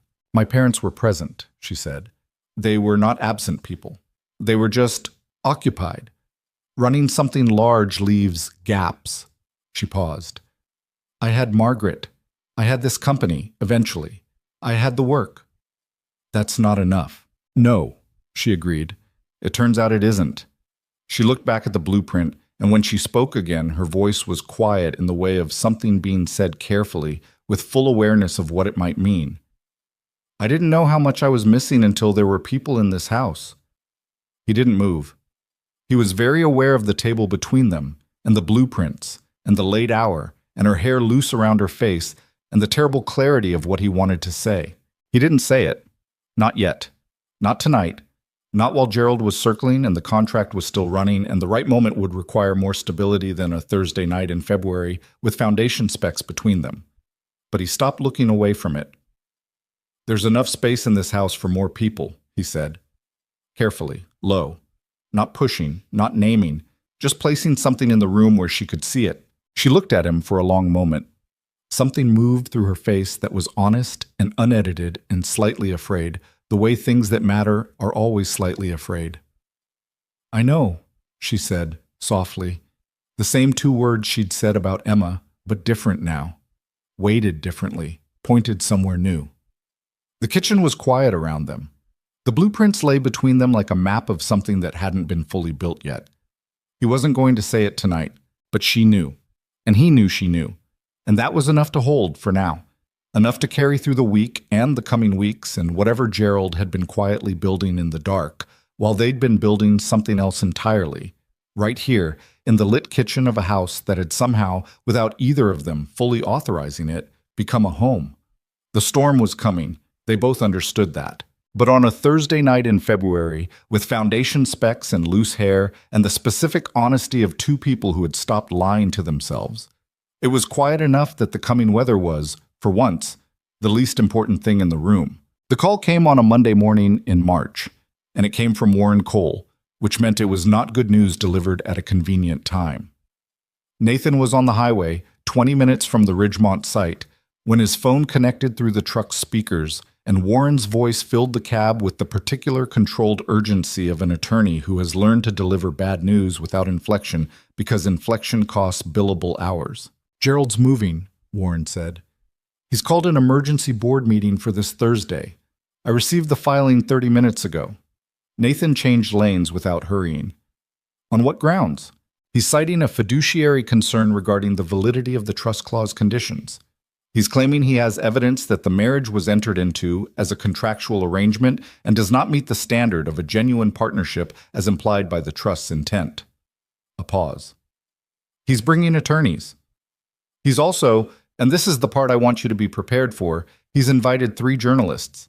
He intends to make this public." "He wants an audience," Nathan said. "He wants a spectacle. He wants to do this in front of the board, the press, and as many witnesses as possible so that even if he loses the legal argument, the story is already out there. Reputational damage as a secondary strategy. Warren paused. Olivia is already aware. I called her first. She asked me to call you. Nathan thought about that for a moment. The fact that she'd asked Warren to call him rather than calling herself, which was not coldness, but the opposite of it. She was managing herself right now, giving herself the minutes between Warren's call and Nathan's to build whatever she needed to build before she had to hold it in front of him. What do we need? He said. You need to be in that room Thursday. You need to be present, composed, and you need to be prepared for Gerald to say things about your marriage that are designed to provoke a reaction. He'll try to make you look like exactly what he's claiming you are, a man who's been paid to perform. If you react with anger or defensiveness, it confirms the performance theory. If you're steady, it doesn't. I'll be steady. There's one more thing. Warren's voice shifted slightly. The bribe. The February phone call. I've been building a case around that documentation, and I believe Thursday is the moment to deploy it. But I want to discuss the approach with both of you before I do. There's a version of this where we use it proactively, and a version where we wait for Gerald to overextend and then use it as a counter. The timing matters. I'll be home by 4, Nathan said. We'll sit down together. He arrived to find Olivia in the kitchen, not behind her desk, not in the study with lawyers, but in the kitchen, which he'd learned was where she went when she needed to think without the apparatus of her professional life around her. She was at the island with a cup of coffee and a legal pad covered in handwriting, and she looked up when he came in, and her face was the face he'd been watching for 7 months now, composed on the surface and considerably more complicated underneath, and he knew how to read it in a way he hadn't known in October. Warren called me, he said. I know. I asked him to. She set down her pen. I needed 10 minutes before I could talk about it. I figured. He sat down across from her. Talk me through what you're thinking. She looked at the legal pad. Gerald has one play, and he's making it Thursday. He doesn't have the legal argument. Warren is right about that. The trust clause is clear, but he doesn't need to win legally. He needs to make enough noise that the board gets nervous, that the press runs a story about the validity of the marriage, that my credibility takes enough damage to erode my position, regardless of what a judge eventually says. She paused. He's betting that I'll try to defend myself quietly, the way I always have, the way I've handled him for 10 years. Keep it internal, manage the narrative, don't give it oxygen. And instead we walk into that room and we don't manage anything. She looked up at him. We let it be exactly what it is. He thought about that. Which is what, in your view? A marriage that started as a legal arrangement and became something real. She said it without breaking his gaze, direct and exact the way she always was when she'd decided to stop hedging. That's the truth. We don't dress it up, we don't deflect, we don't perform. If Gerald wants to argue that it began as a contract, he's right. It did. But a contract and a marriage aren't mutually exclusive, and the person who can speak to what it became is not Gerald Sterling. It's us. Nathan was quiet for a moment. He was aware of what she'd said, of the something real in the us, and the way she'd looked at him when she said them, and he held all of it carefully, the way you hold something you don't want to drop. And the bribe, he said, Warren uses it, not defensively, offensively. We let Gerald make his case. We let him lay out his evidence. We let the room believe for approximately 60 seconds that he has us, and then Warren puts the documentation on the table. She paused. Gerald offered to pay my husband to betray me. That's not a legal footnote. That's a character statement. He'll deny it. He'll try, but we have the call log, the recording. Warren confirmed the documentation is solid, and we have the follow-up letter from Farr's firm, which Gerald's attorneys have tried to distance themselves from, and which has left a paper trail in the distancing. She closed the legal pad. When someone tries that hard to say something didn't happen, it usually did. Nathan looked at her. He thought about the woman who had walked into a construction trailer in October with a cream-colored document and terrible judgment about coffee temperature, and the woman sitting across from him now, and the distance between those two wasn't in time. It was in something else, something neither of them had budgeted for. You're not afraid, he said. I'm terrified, she said matter-of-factly. But I've been afraid of Gerald my whole life. and it hasn't changed anything about what he is or what he's going to do. So, she picked up her coffee. I'd rather be terrified and present than calm and losing. He smiled at that. A real one, not the polite workplace version. She caught it, and something in her face eased slightly, the way a room gets easier when someone opens a window. Okay, he said. Thursday. We go in together. Together, she agreed. They spent Tuesday and Wednesday with Warren, who was the most thorough man Nathan had ever met in a professional context, and who prepared for every contingency with the systematic completeness of someone who had once been surprised in a courtroom and had decided it would not happen twice. He walked them through Gerald's likely arguments, through the documentation they'd deploy in response, through the sequence of the meeting and the optimal moment for each piece of evidence. He also, at one point, looked at Nathan over his legal pad and said, with the careful directness of a man who chooses his moments, "You understand that you'll be asked, in that room, to speak to the nature of your marriage, not legally, personally." I understand, Nathan said. And you're prepared to do that? Yes. Warren held his gaze for a moment, apparently satisfied with what he found there, and moved on to the next item. Olivia had been looking at her own notes and didn't look up, but Nathan noticed the slight change in her posture, a settling, not tension, and filed it without comment. Emma knew something was happening because Emma always knew when the adults around her were carrying something heavy, even when they were carrying it carefully. On Wednesday evening, she came to find Nathan in the study where he was reviewing documents, climbed onto the chair beside him without asking, and sat there doing her homework in silence for 20 minutes before saying, with the conversational casualness of someone who had been thinking about a thing for a while, "Is everything going to be okay?" Nathan looked at her. She was 7 now. Her birthday had been in January, a small party with Diane and 2 school friends and a cake that Olivia had ordered from a bakery across town and had apparently researched with the same thoroughness she brought to geological surveys. She looked in that moment exactly like her mother, in the specific way that hit Nathan sometimes without warning. The set of her eyes, the small, serious line of her mouth when she was asking something real. "Yeah, Bug," he said. "It's going to be okay." "Is it the man with the silver hair?" Nathan looked at her. "What do you know about the man with the silver hair?" "I heard Mrs. Paris talking on the phone." She was very focused on her worksheet. "She said he was causing trouble.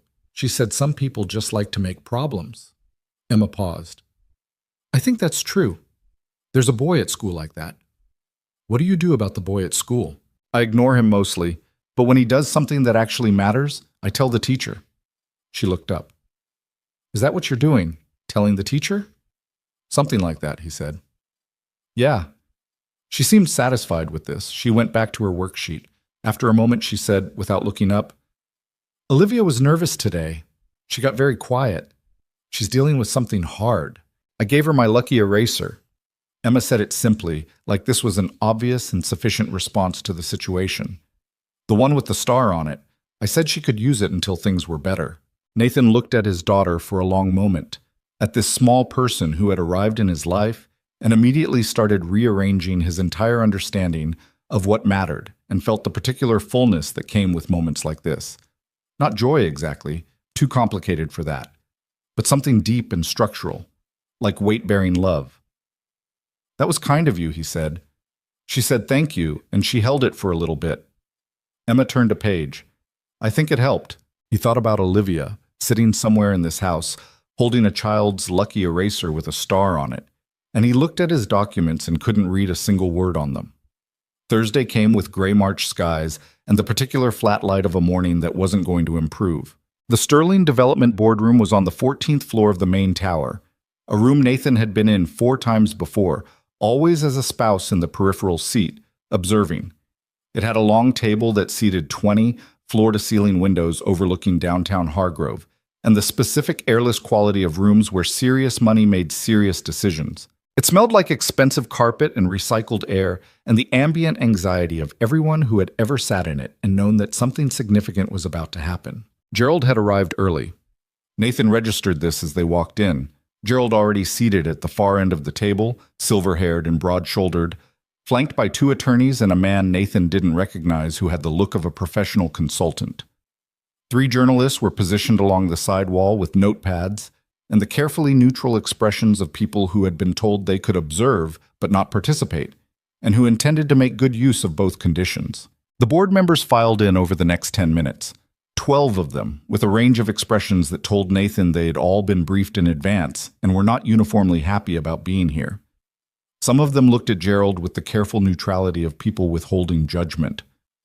Some looked at Olivia with what might have been sympathy or might have been assessment. A few looked at Nathan with the frank curiosity of people trying to place him in a frame they hadn't been given. Warren Cole sat to Nathan's right with a leather case on the table in front of him, closed, unhurried. The board chair, a trim woman in her 60s named Patricia Hess, who Nathan had met twice, and who had the manner of someone who had sat through a great many difficult meetings and measured them all by how efficiently they resolved, opened the proceedings with the economical precision of someone who did not intend to allow this to run long. "Gerald," she said, "you called this meeting. The floor is yours." Gerald stood. He was, Nathan had to acknowledge, an effective presence in a room. He moved with the confidence of someone who had been performing authority for decades, not loud, not theatrical, but weighted, like he occupied more space than his body required. "Thank you, Patricia." He looked around the table with the calm benevolence of a man who believes he is about to win.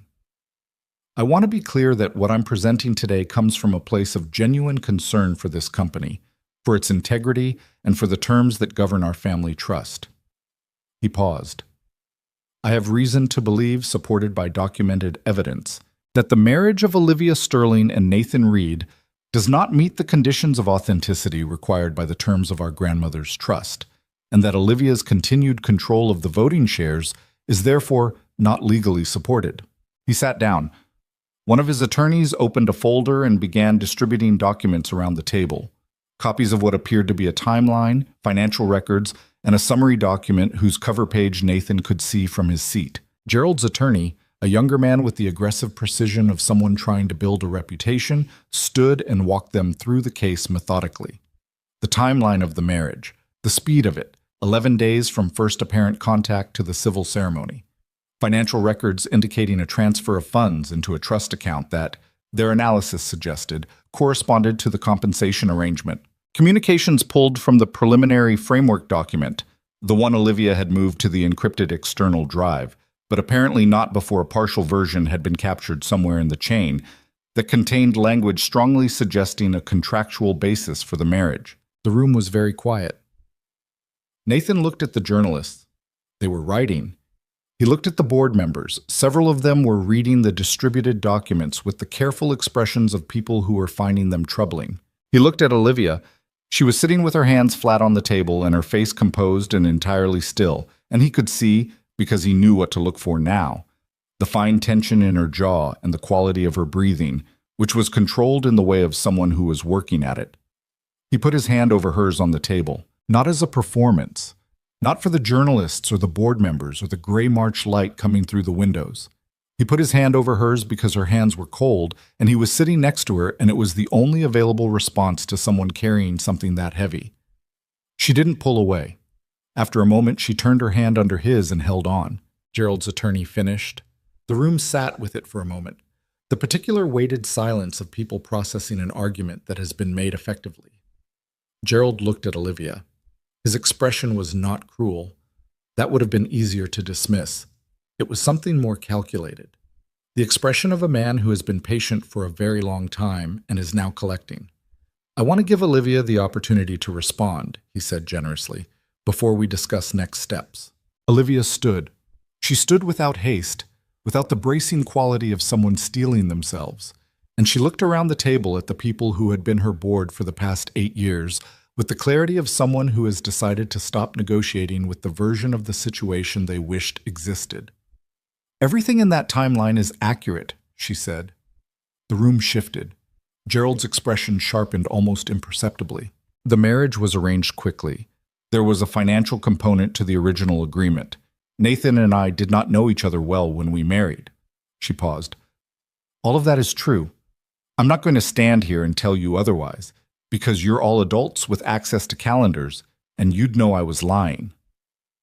One of the board members, an older man named Clifford Marsh, who had been with the company since before Olivia took over, leaned forward slightly. "What are you going to tell us?" he said. "I'm going to tell you that what's in those documents is the beginning of the story, not the whole of it." She looked at Nathan, not the look they'd been performing for months at events and meetings, not the calibrated public couple eye contact, just the way she actually looked at him, which was different and considerably more difficult to produce on demand because it wasn't produced.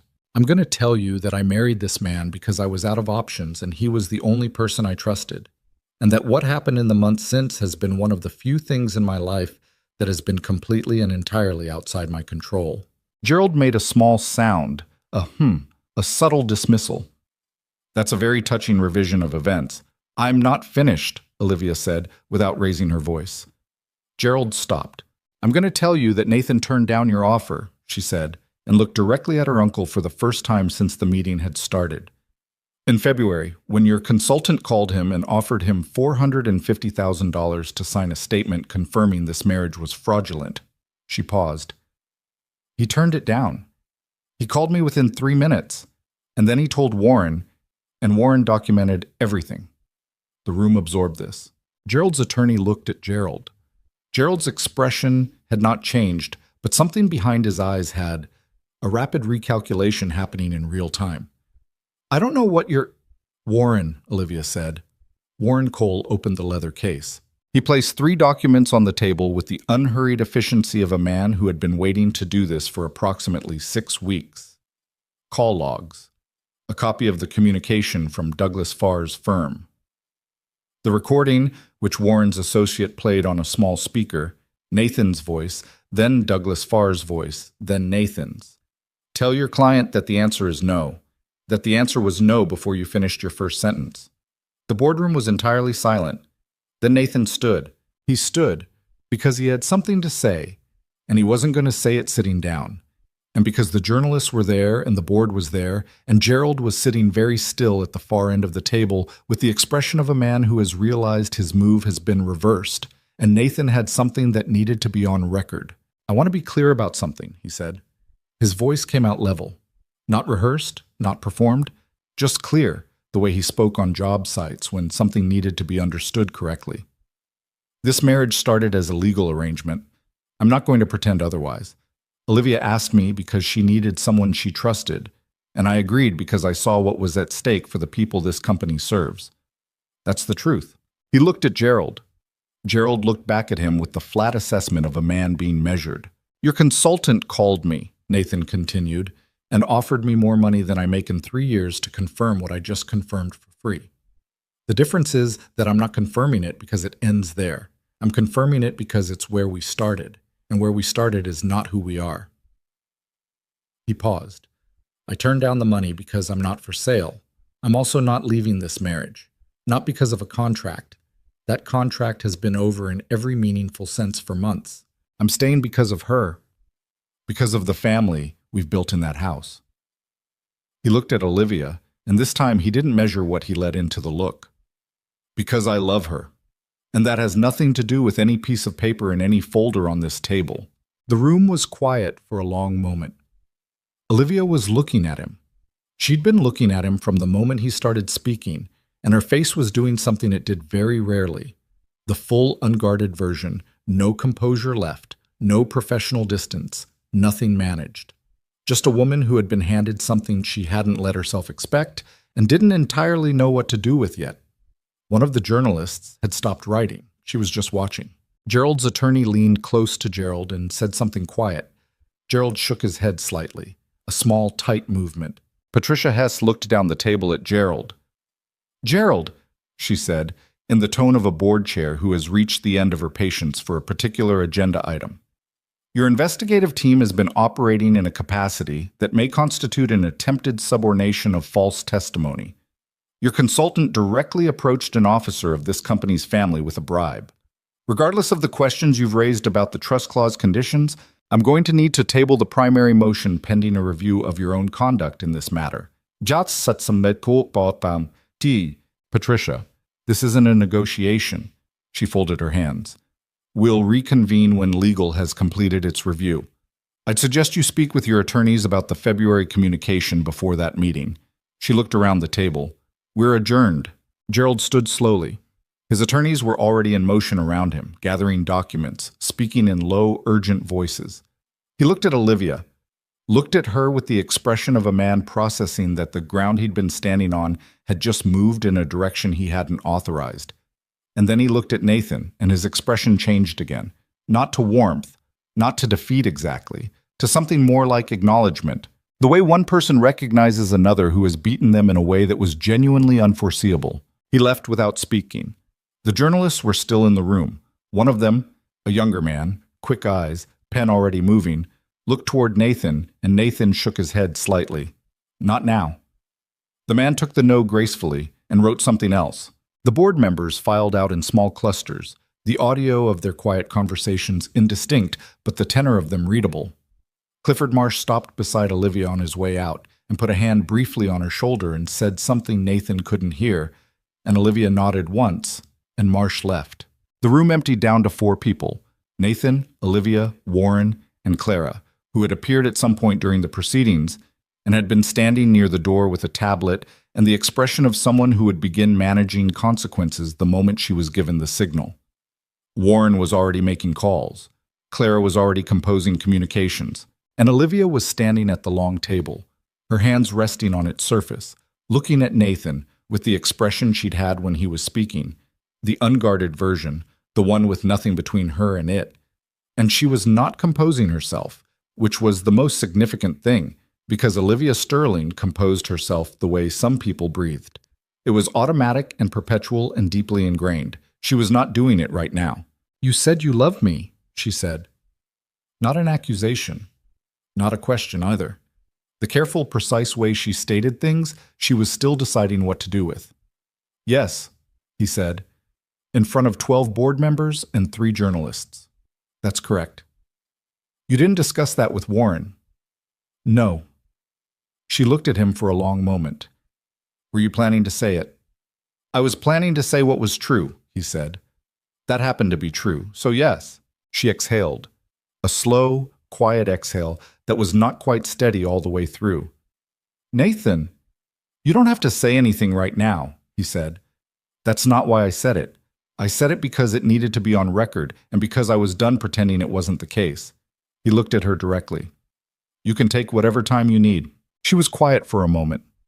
Behind her, through the floor-to-ceiling windows, downtown Hargrove went about its business in the gray March afternoon.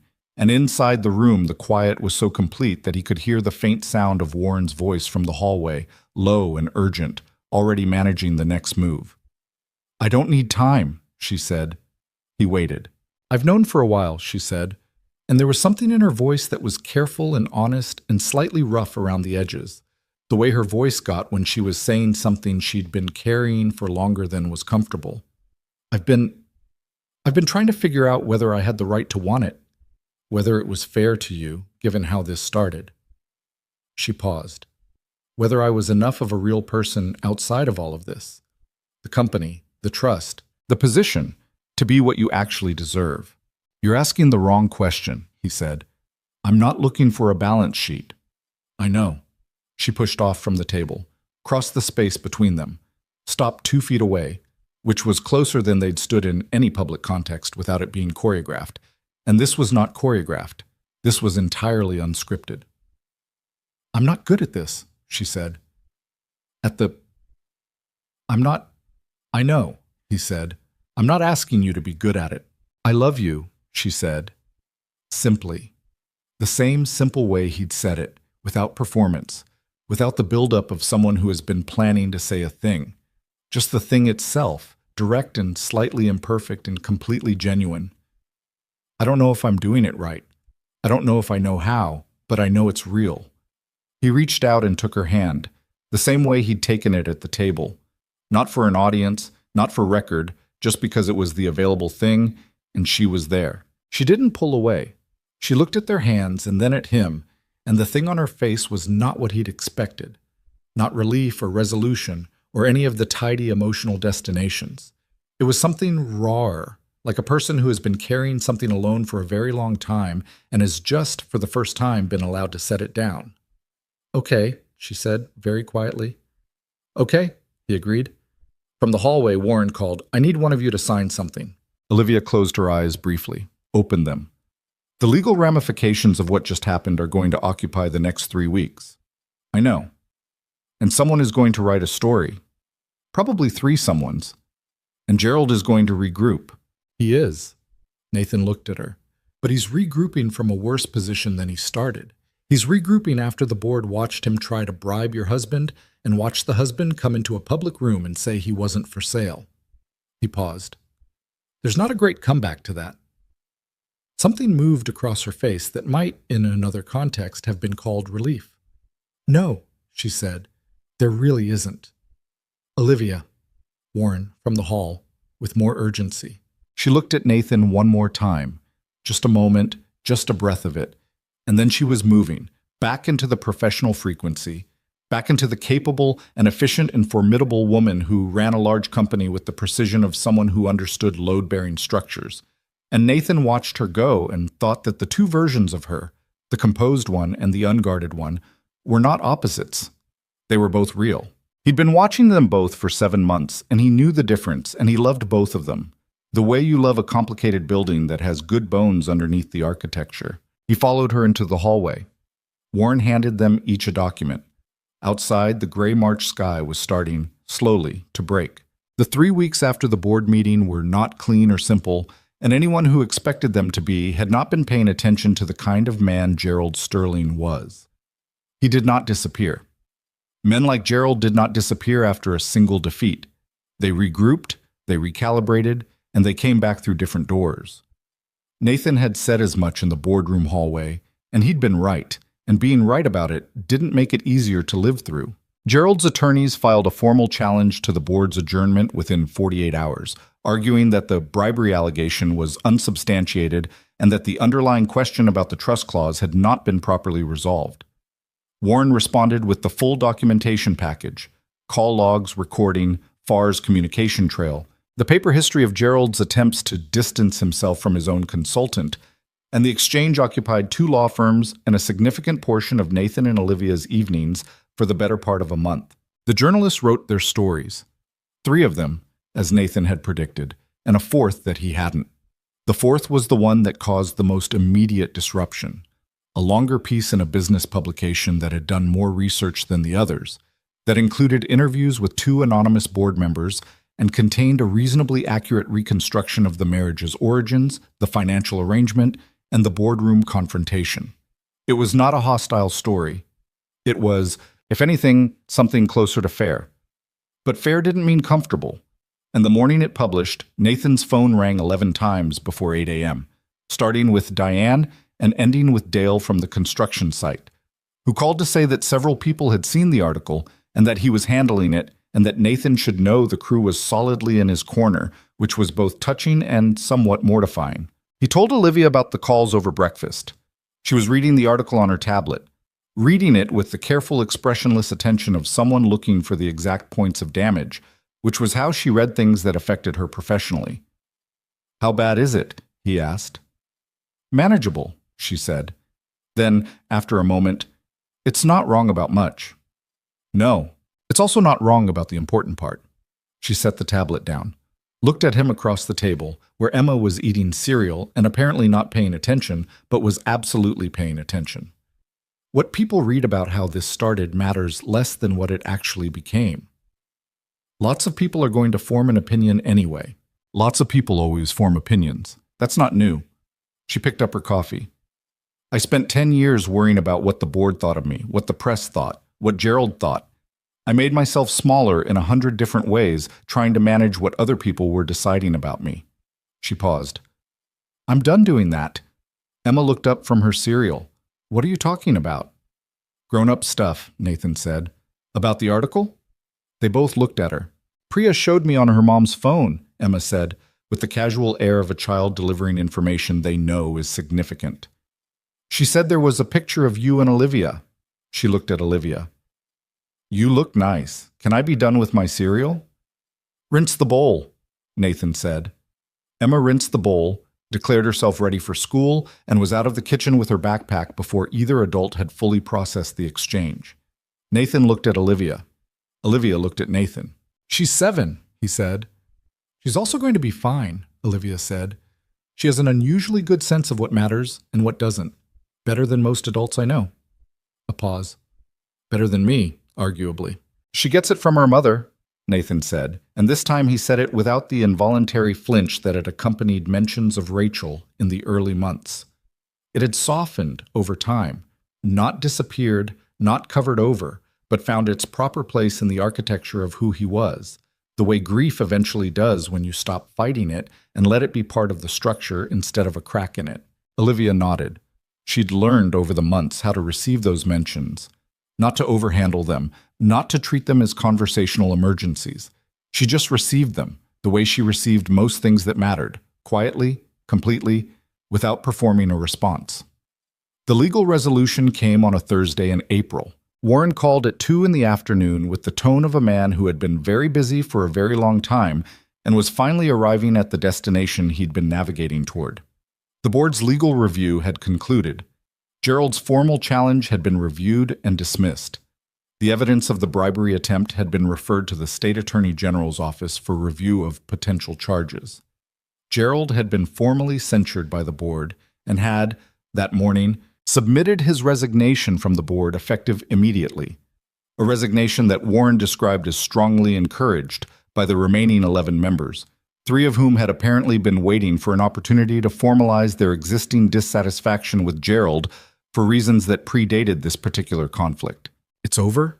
Olivia said on the phone with Warren, and Nathan was standing across the room and watched her face as she said it, watched the careful, controlled composure that had been her default for so long do something complicated and difficult to name. Not quite cracking, not quite releasing, something between the two. "Barring appeal, which I don't anticipate," Warren said audibly. "Yes, it's over." She hung up, stood there holding the phone, said nothing for a moment. "Hey," Nathan said. She looked at him. Her eyes were bright in the way of someone who is not going to cry, but whose body is arguing the point. "It's done," she said. "It's done," he agreed. She exhaled, a long, slow exhale, the kind that carries more than air, the kind that releases something that has been held in the body for a very long time. She looked, in that moment, lighter in a way that had nothing to do with physical weight. Lighter in the way of a person who has been carrying a war for so long they've forgotten what it felt like not to be carrying it, and has just now set it down. 10 years, she said quietly. "I have been managing that man for 10 years. Not anymore." "No." She looked at the window, at the April light coming through, which was different from the gray March light that had been their backdrop for the boardroom confrontation.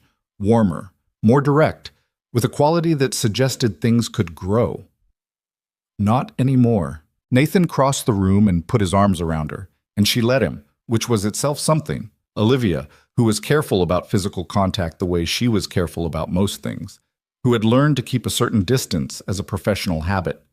She let him hold her, and she put her forehead against his shoulder, and they stood there in the afternoon light while the tension of 10 years and a legal battle and a marriage that had started as a contract worked its way, gradually, out of her. She didn't cry. He hadn't expected her to. What she did was something quieter and more total, a simple, full release of vigilance, the specific relaxation of someone who has been standing watch and has finally been relieved. "Thank you," she said, against his shoulder. "For all of it." "You did most of it," he said. "I did the easy part. I know what I'm doing in boardrooms." She pulled back enough to look at him. "You did the part I don't know how to do." "Which part?" "Staying," she said, "when it would have been reasonable to go, when it was hard and complicated, and when the version of this you agreed to was very different from the version it became." She looked at him with the directness that had always been her most characteristic quality, unsparing, honest, completely without decoration. "That's not nothing, Nathan. That's the whole thing." He thought about the October parking lot, the trailer, the terrible coffee, the cream-colored document, the 11 days, and the civil courthouse, and the judge who'd seen everything. He thought about blue puzzle pieces on the floor and a geological survey and a lucky eraser with a star on it, and a 6-year-old running down a hallway and a woman standing in a doorway watching her with an expression she hadn't finished understanding yet. It wasn't hard, he said. Most of it wasn't hard at all. She looked at him for a moment, and then she did something he hadn't seen her do before. She laughed, softly, with her whole face, and it was the best version of her laugh, the full one, the unscheduled kind. Liar, she said. Only about that, he said. Everything else I meant. The company stabilized over the following 2 months in the way that organizations stabilize after a significant threat is removed. Not immediately, not dramatically, but incrementally, as the people inside it recalibrate to a reality in which the thing they were bracing against is no longer coming. The Eastfield project resumed full funding. The 14 affordable housing projects that had been living on conditional approval graduated to unconditional. The Ridgemont Commons development, Nathan's original job site, where this had all started in a parking lot on a tired October evening, reached its final inspection phase in May, and Nathan walked the completed structure with his clipboard and his crew and the specific quiet satisfaction of a man looking at something he helped build that is going to stand for a long time. He stood on the 3rd floor of the completed building, where he'd stood on the scaffolding 7 months earlier looking at the tired orange skyline and looked at the same skyline again. Different light now, different season. The same city. He was a different version of himself than the man who'd been standing here in October, which he was still getting used to, not unrecognizable. He was still the same man, still 32, still fundamentally oriented around practical work and his daughter and the specific comfort of things that were solid and real. But there were new rooms in him now. Some of them had been furnished in unexpected ways by a woman who read geological surveys and held lucky erasers and had spent 10 years being the most capable person in every room she walked into while simultaneously being the most alone. He drove home from the final inspection with the windows down, because May and Hargrove was one of the few times the city smelled good. Something green underneath the exhaust, something that reminded you the world was still conducting its ordinary biological business, regardless of what the humans were doing on top of it. Home. He still noticed himself using that word. It had started as a neutral designation, the house, the Sterling property, the temporary location of his life for the duration of the arrangement. At some point it had become home without him consciously reassigning the label, the way the most important shifts happen, gradually, thoroughly, and by the time you notice it, it's already been true for a while. Emma was in the back garden when he arrived, which meant school was done, and she had liberated herself into the outside with the focused urgency of a child who spends 7 hours a day indoors and treats freedom as a resource to be maximized. She was doing something with sticks and leaves that appeared to be architectural in nature, a structure of some kind, low and careful, with a logic he could see but couldn't fully decode from the kitchen window. Olivia was at the kitchen island with her laptop, but she was watching Emma through the window with the expression Nathan had first seen in a doorway 7 months ago. That complicated, slightly unguarded thing, the one that she'd learned to stop hiding from him.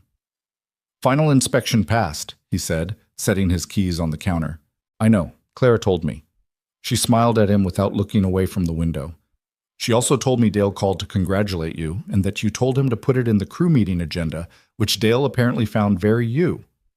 It was a group effort. Everything good is, she said. A pause. Emma's been out there for an hour. She said she's building a habitat. For what? She was not specific. He stood beside her at the window and looked at his daughter in the late afternoon light, small and determined and completely absorbed in her project, and thought about the fact that she'd spent the last 7 months in this house and had simply, without apparent difficulty or deliberation, made it hers. She knew where the good climbing branches were in the oak trees. She knew that Mrs. Parris kept shortbread in the second cabinet and didn't mind if you asked for 1 piece after school. She knew Olivia's coffee order and had twice, with enormous pride, delivered it correctly, and she knew that if she knocked on the study door when the Do Not Disturb light was off, Olivia would stop what she was doing and ask what she needed. Children knew things about people that adults spent years trying to figure out. Emma had known Olivia in the first month. Nathan had needed 7. The contract end date arrived on a Tuesday in mid-October, which was also, though neither of them had planned it or noted it out loud, almost exactly 1 year from the evening in the parking lot at Ridgemont Commons. Nathan came home from the site to find the termination papers on the kitchen island. A neat stack, properly tabbed, with a pen beside them and a sticky note from Warren's office confirming that signature and notarization would formally dissolve the arrangement. Olivia was not in the kitchen. The papers sat in the afternoon light, looking exactly like what they were, the exit. He stood at the counter and looked at them for a long moment. He thought about what he'd agreed to in October of the previous year, the conditions he'd laid out in a tired trailer, the things he'd needed, Emma's stability, his job, the truth. He'd gotten all of them. The year had delivered everything it had promised and a great deal that it hadn't, and the unpromised things were the ones that mattered most. He picked up the papers. He read through them, all of them, carefully, because he was the kind of man who read documents before he acted on them, and had been since the first time he'd signed a contract he hadn't fully read and spent 3 months regretting it. They were exactly what Warren had said they were: clean, complete, an orderly conclusion to an orderly arrangement. He found the shredder in the study, a heavy-duty one Olivia used for financial documents. He fed the termination papers into it page by page, slowly, listening to the machine do its work, and he felt with each page something that was not quite relief and not quite satisfaction, but somewhere between them. The specific feeling of a man who has made a decision he's certain about and is following through on it. He was feeding the last page in when Olivia appeared in the doorway. She looked at the shredder, at his hand, at the last corner of paper disappearing. She looked at him. "Those were the only copies," she said. "I know. Warren has a version on file, but it would need to be—" "Olivia," he said. She stopped. "I'm not going anywhere, he said. Not because of a contract, and not because of a year's end, and not because the trust clause has been resolved, and the legal reason for this ended 6 months ago." He turned to face her fully. "I'm staying because I want to. Because this is my home. Because Emma has already decided this is her home. And I'm not going to be the one who tells her otherwise." He looked at her directly, with the same quality of directness she'd brought to their very first conversation in that trailer. No performance, no management, just the thing itself. "And because I love you, and I told 12 board members and 3 journalists that, and I'm not going to be a liar in front of my daughter." Olivia was quiet for a moment. She had a habit, when something moved her, of going very still first, processing it fully before she allowed herself to respond to it. He'd learned this about her. He waited. "You shredded a legal document," she said finally. "Technically, it was my legal document. I had standing to destroy it. Warren is going to have questions. Warren can send me a bill." She looked at him, and then she crossed the room, and she took his face in her hands, and she kissed him. Not for an audience, not at a charity gala, not in the choreographed performance of a married couple building a convincing public record. Just the two of them, in the study, with the shredder still humming and the afternoon light coming through the window, and it was imperfect and real and entirely without precedent in either of their lives. When she pulled back, there were tears on her face. 1, maybe 2. She'd have denied it if asked, so he didn't ask. "I have conditions," she said. "I'm listening." "Emma gets to keep the oak tree room. Obviously. I'm not always going to be easy to live with. I know that about myself." She said it plainly, without apology, but also without pretense. "I work too much. I go quiet when I'm stressed. I will sometimes manage a problem for 3 days before I tell you I have it." "I know," he said. "I've been living with you for a year. I just want it on record. Noted." He put his hands over hers. "I sometimes leave my work boots by the door and forget to put them away. I don't always talk about things when I probably should. I'm still figuring out how to be someone in a relationship after a very long time of not being someone in a relationship." "We're both starting from scratch on some of this," she said. "We are," he agreed, "but we have good bones." She made a sound that was either a laugh or a sob, and was probably both, and he held on to her in the humming quiet of the study, and outside the window the October light was doing what October light does in Hargrove, going gold and long, the specific late afternoon quality that made everything look like it was worth keeping. The wedding, the real one, the one without attorneys and airtight subclauses and a judge who'd seen everything, happened in December on the Saturday before Christmas in the back garden of the house that had become home. It was small in the way that Olivia had once described their civil ceremony to the journalists: small, private, intentional. 22 people. Diane, who cried before the ceremony started and denied it afterward. Dale and 3 crew members from Ridgemont. Warren Cole, who came in his good suit and shook Nathan's hand with more warmth than Nathan would have predicted from a man who communicated primarily through legal filings. Clara, who was efficient even at celebrations and had quietly organized the flowers without being asked. A handful of Olivia's closest colleagues, the ones who had been in her corner for years before Nathan arrived, the ones who knew the real weight of what the last year had contained. Clifford Marsh came. He was the oldest board member, and he'd been at Sterling Development long enough to remember Margaret Sterling, and he stood near the back with a glass of champagne and watched the whole thing with the expression of a man watching something conclude properly. Emma was the flower girl. She had opinions about this role, most of them operational. She'd developed a specific technique for petal distribution that she described as even coverage, and she executed it with the focused precision of a 7-year-old who has been thinking about this for 3 weeks. She wore a blue dress that she'd chosen herself and white shoes that she'd scuffed within approximately 4 minutes of putting them on, and she walked down the makeshift aisle between the garden chairs with the straight-backed gravity of someone who understands the weight of the occasion and is taking it seriously. When she reached the front, she took up her position beside Olivia and held Olivia's hand, and Olivia looked down at her with a look that Nathan caught from where he was standing and that he knew he would carry for the rest of his life. The look of a woman who had been alone in a large house for a very long time and was standing in a cold December garden holding a 7-year-old's hand and understanding, maybe for the first time fully, that this was what all the rest of it had been for. The ceremony was short. Neither of them had written lengthy vows. They'd talked about it and agreed that the elaborate kind felt like performance, and they'd both had enough performance for one lifetime. What they had instead were 2 sentences each, said in front of 22 people and the December oak trees and the cold, clear sky. Olivia went first. She looked at Nathan with the full, unmanaged version of herself. Not the boardroom version, not the public-facing version, not the version that wore charcoal blazers and moved through rooms with complete authority. Just her.